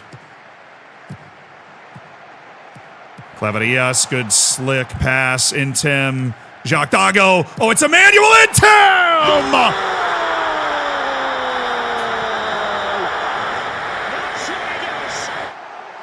Emmanuel Intem! Good little hold by Dago. Flicks it back. Intem, no doubt in his mind where he's headed. What a fullback. What a fullback we have. Oh, it's got to be ours. Pop Chic Jup. Well done. He covers a lot of ground, that Pop Chic Jup. Varela. Oh, slick. Ooh, very good pass. Gervinho. He's got Iglesias! And it's 3-0! Just kidding, it's 2-0. I thought I had a goal lead already for some reason. Yes, sir. 2-0. Great pass by Pop Chic Jup. Gervinho dropping into a pocket of space. That's when we want our midfield to release, and Iglesias releases. He's our best goal-scoring midfielder. He looked like it on that play. Here comes Malia. 10 points out of the playoff with 10 matches to go. Believe in the dream. Torres. Torres from the edge. Oh!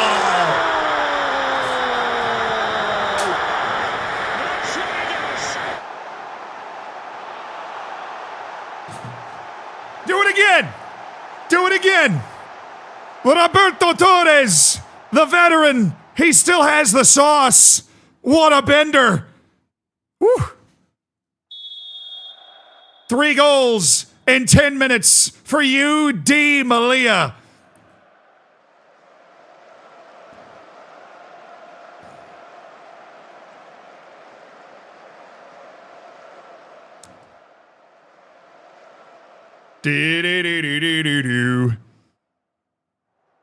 We're in 9th. You got to be top 5 to get into the playoff.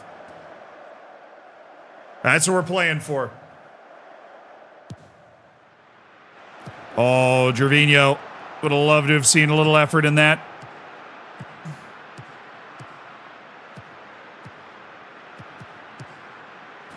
Unbelievable they didn't create a better chance out of that, the way one-on-one defending is so bad in this game. Yeah, nice job, Olmedo. Yeah, great job, dude. You're elite. I really care that you're leaving at the end of the season. This is the face of somebody that cares. Great work there, bud.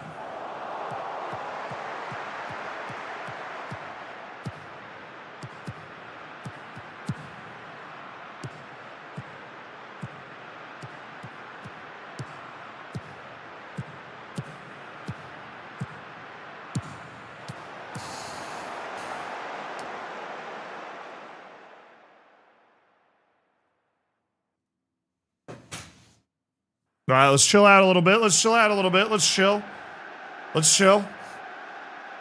They're getting a little swag. They're getting a little attacking swagger going.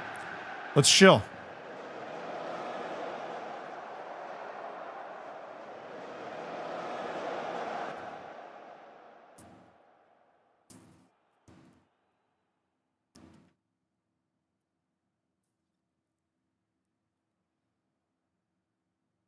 Good. Glad we had this opportunity to just chill out. Just us, you know?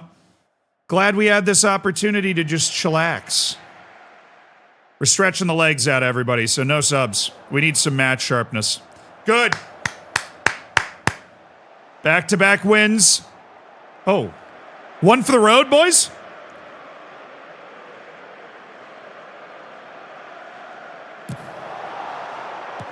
Oh!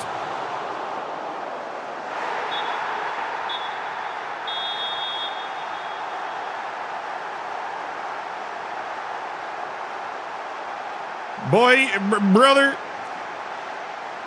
Brohim, you are lucky we were already winning 3-1.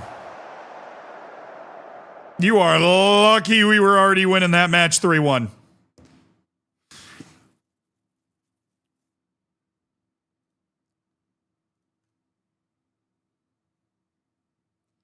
Yeah, let's go! We are 5 points off Antoniano with 8 matches to go for a playoff spot. Let's go. They drop points again. We're closing the gap, baby. We are closing the gap. We've gained 5 points on the playoff spot in 2 matches. We're closing the gap. The chase is on. The chase is on. Anthony is out with a sports hernia for a month and a half. Okay. He'd already lost his super sub position on account of not influencing the game. That's fine. Bruised foot? Okay, we're good. Didn't even need to tell me. Didn't even need to title the email, Eric Holt is injured. Could have just been like, he's a little sore, maybe. Now we sold P2 to clear up some money.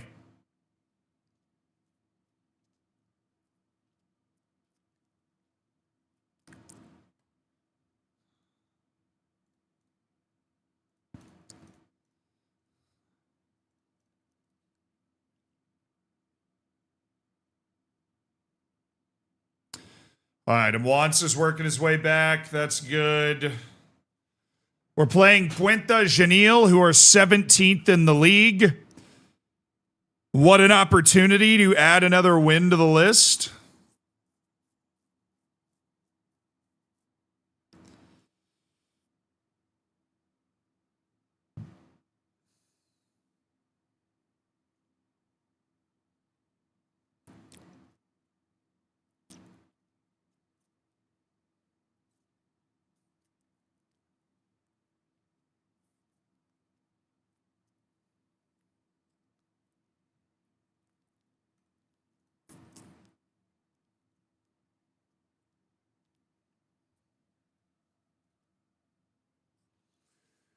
Pretty straightforward. It's the exact same tactic the team we just beat was using.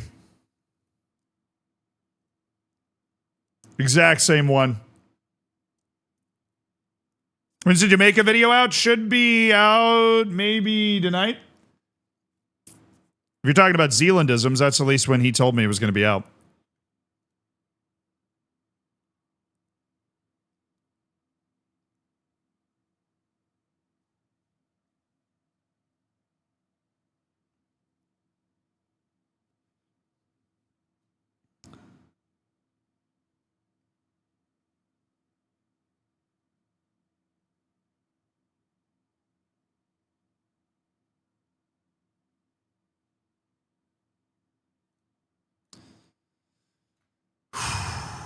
Everything that's happened in this season up to this point, it does not matter now.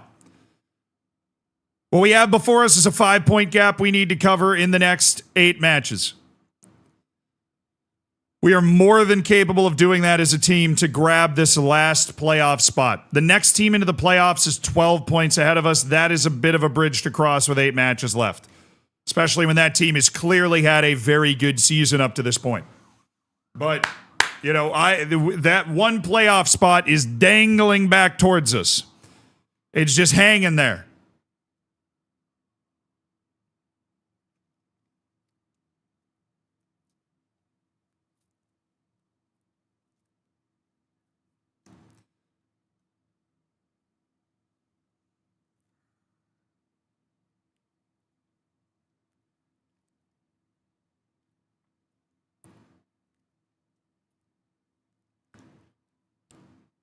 All right, boys. We know this team's not very good. We know they're cautious. We know the tactic they're playing. You got to be responsible. Take care of the counter. That this is a very winnable match for us. Very, very winnable match for us. Stick to the plan. Be patient. I haven't seen any complacency in the team, so I'm not worried about that. We're just reducing the pressure.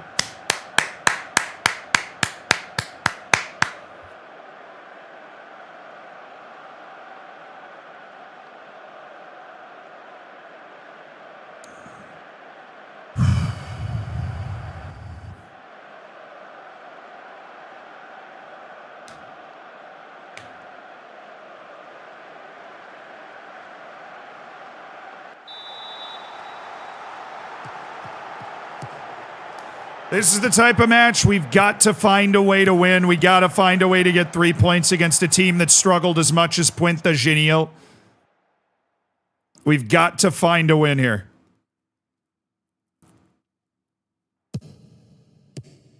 I'm aware we probably won't win all of the last 8 matches, but you got to win these ones.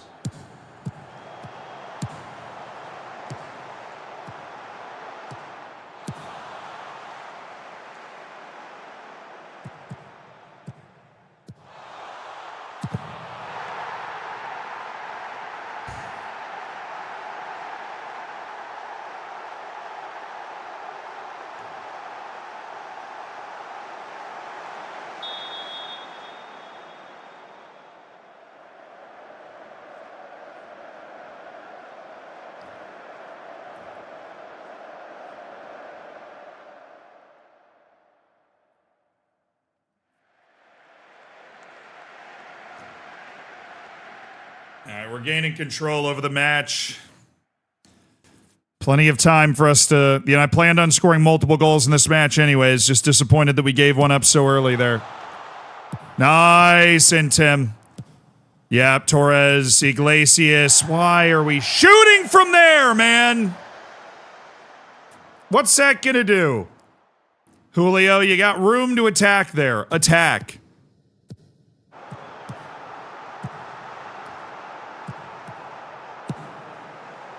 Nice, Dabala.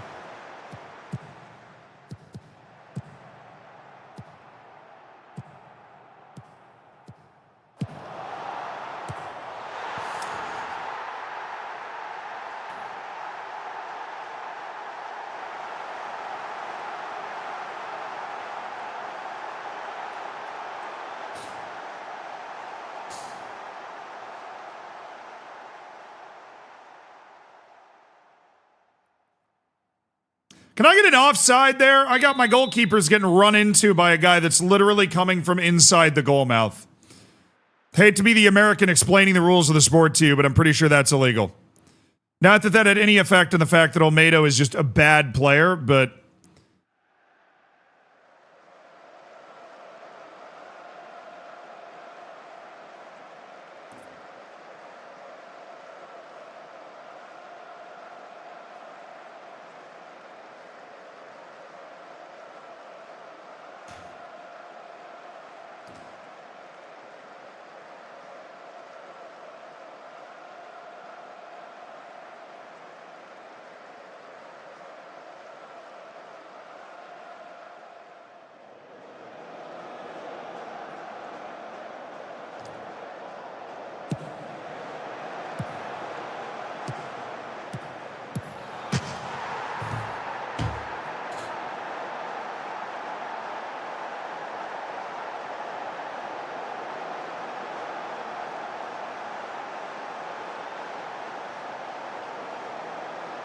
So I can tell two guys to go to the edge of the box, right?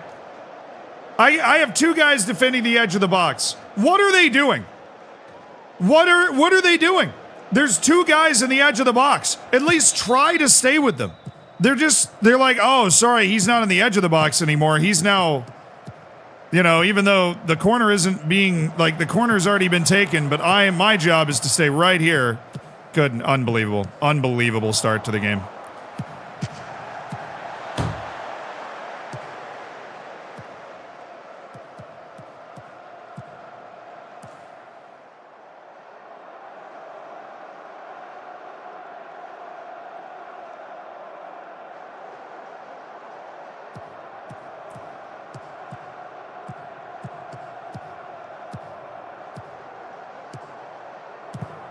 I can't get a damn shot at the edge of the box to literally save my life. They've got 15 defenders out there. There is no room at all. And yet, for me,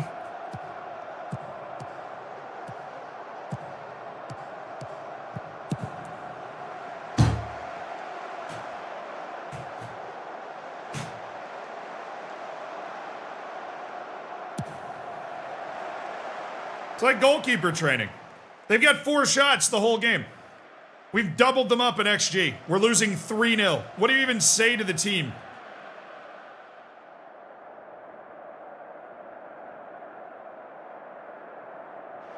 I don't know.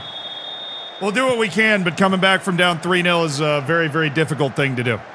I mean, I like it. It's just a game where they've sneezed in the direction of the goal. The ball's gone in. And the game itself clearly does not want us to...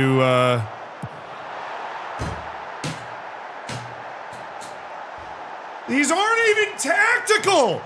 It's just things happening! This is off a throw-in!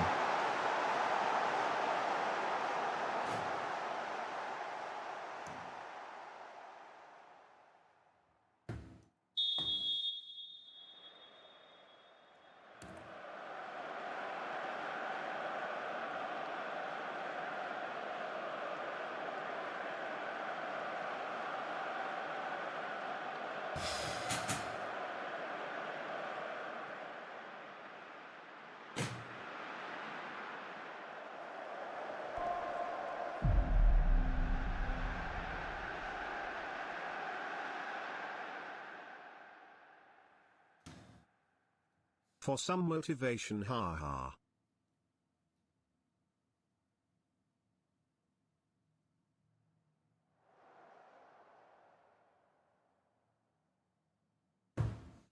I mean, at a certain point in the season, this stuff has to stop happening. Like, who's the better team? Gee, I wonder, right? In every conceivable metric outside the damn goals, not to mention somebody should have built Noah's Ark at some point because it's been raining for 3,000 years.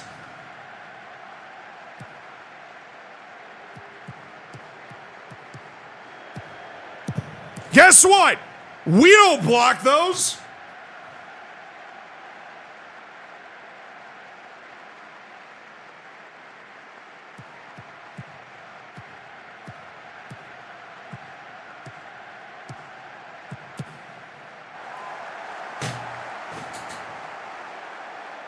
What do I have? 2 XG? Almost. 70% possession. More than double their XG. More than double their shots.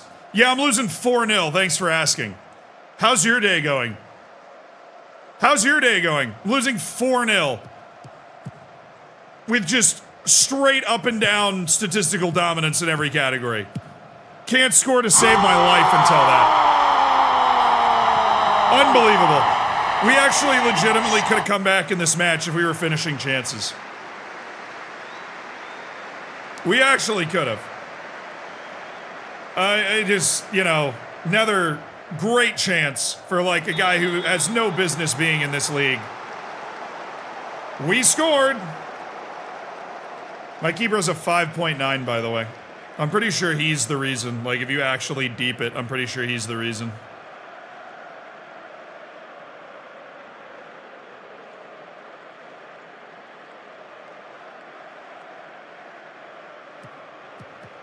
I mean, no way we actually pull this off. This would be hilarious. We get the most ridiculous, weird draw.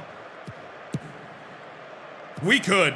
I mean, this team is the second worst team in the league that we're playing against. That makes it even funnier. Yeah, there you go. I mean, it's just so easy. It's just so unbelievably easy for us to put the ball in the net against this team.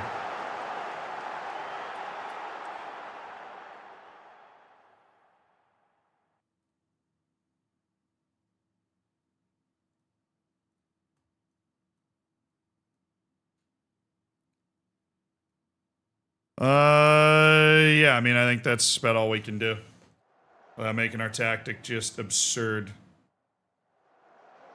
Alrighty, kids. Goal for the good guys to make this interesting down the stretch? I think so. There's Gervinho. Now you get your carcass up the field, Jerry.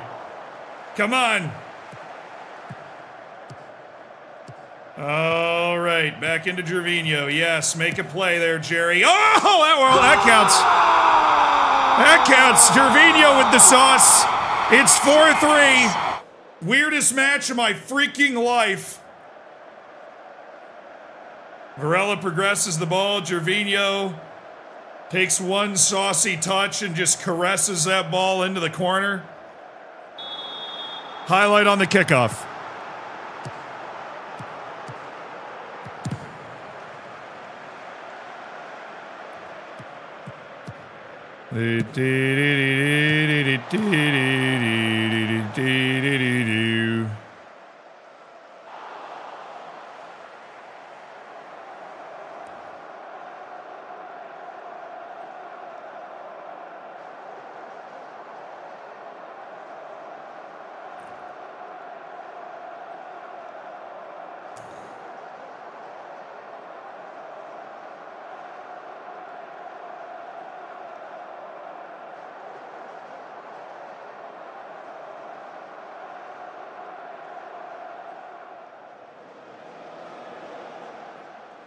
Come on! Come on! I don't even know what to feel. Come on!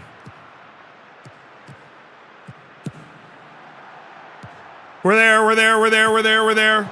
Come on. Varela.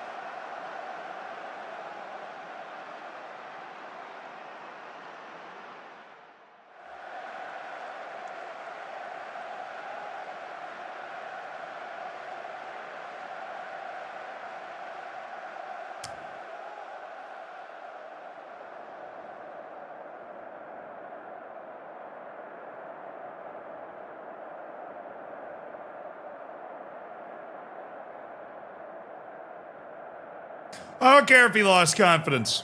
That was deserved. My goalkeeper is the only reason we didn't win that match, apparently. Favarias is also out for a month with a sprained knee, which means he's out for basically the rest of the year. Which sucks. All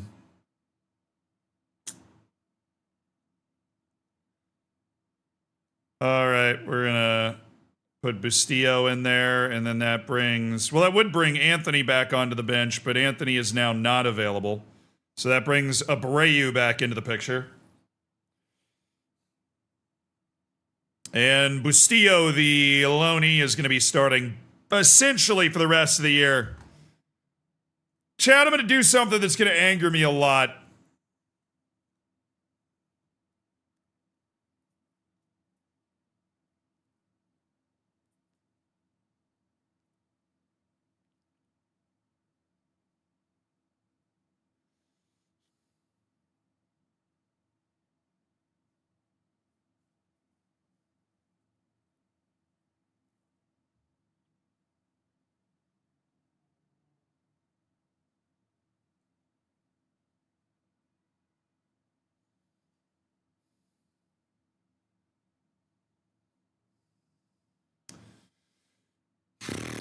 Glugsy, thank you for the motivation. I appreciated the 6 months. And Super Sonnen, thank you for the 19 months. And Shorty, thank you for the 4 months. I appreciate it. Thank you guys for supporting the stream. No. I'm done with that today. I am done with that today. No. We finish the season tomorrow, and we are going to finish in the dang playoff, chat. We finish the season tomorrow, and we are going to finish in the dang playoff. You hear me? That is one of the most ridiculous matches I have ever played. XG tables got us as the most screwed team by a mile. Our team is good. And we will play we are 6 points out with 7 to go. We are playing our way into the damn playoff. We're playing our way into the playoff. I will see you tomorrow. I love you guys. Fist bump. Thank you so much for hanging out today. Thank you so much for supporting the stream. Thank you for being a part of this amazing community. We are on tomorrow. We are on tomorrow. And we are finishing the season tomorrow. Have a good one. Goodbye, Twitch. Goodbye, YouTube.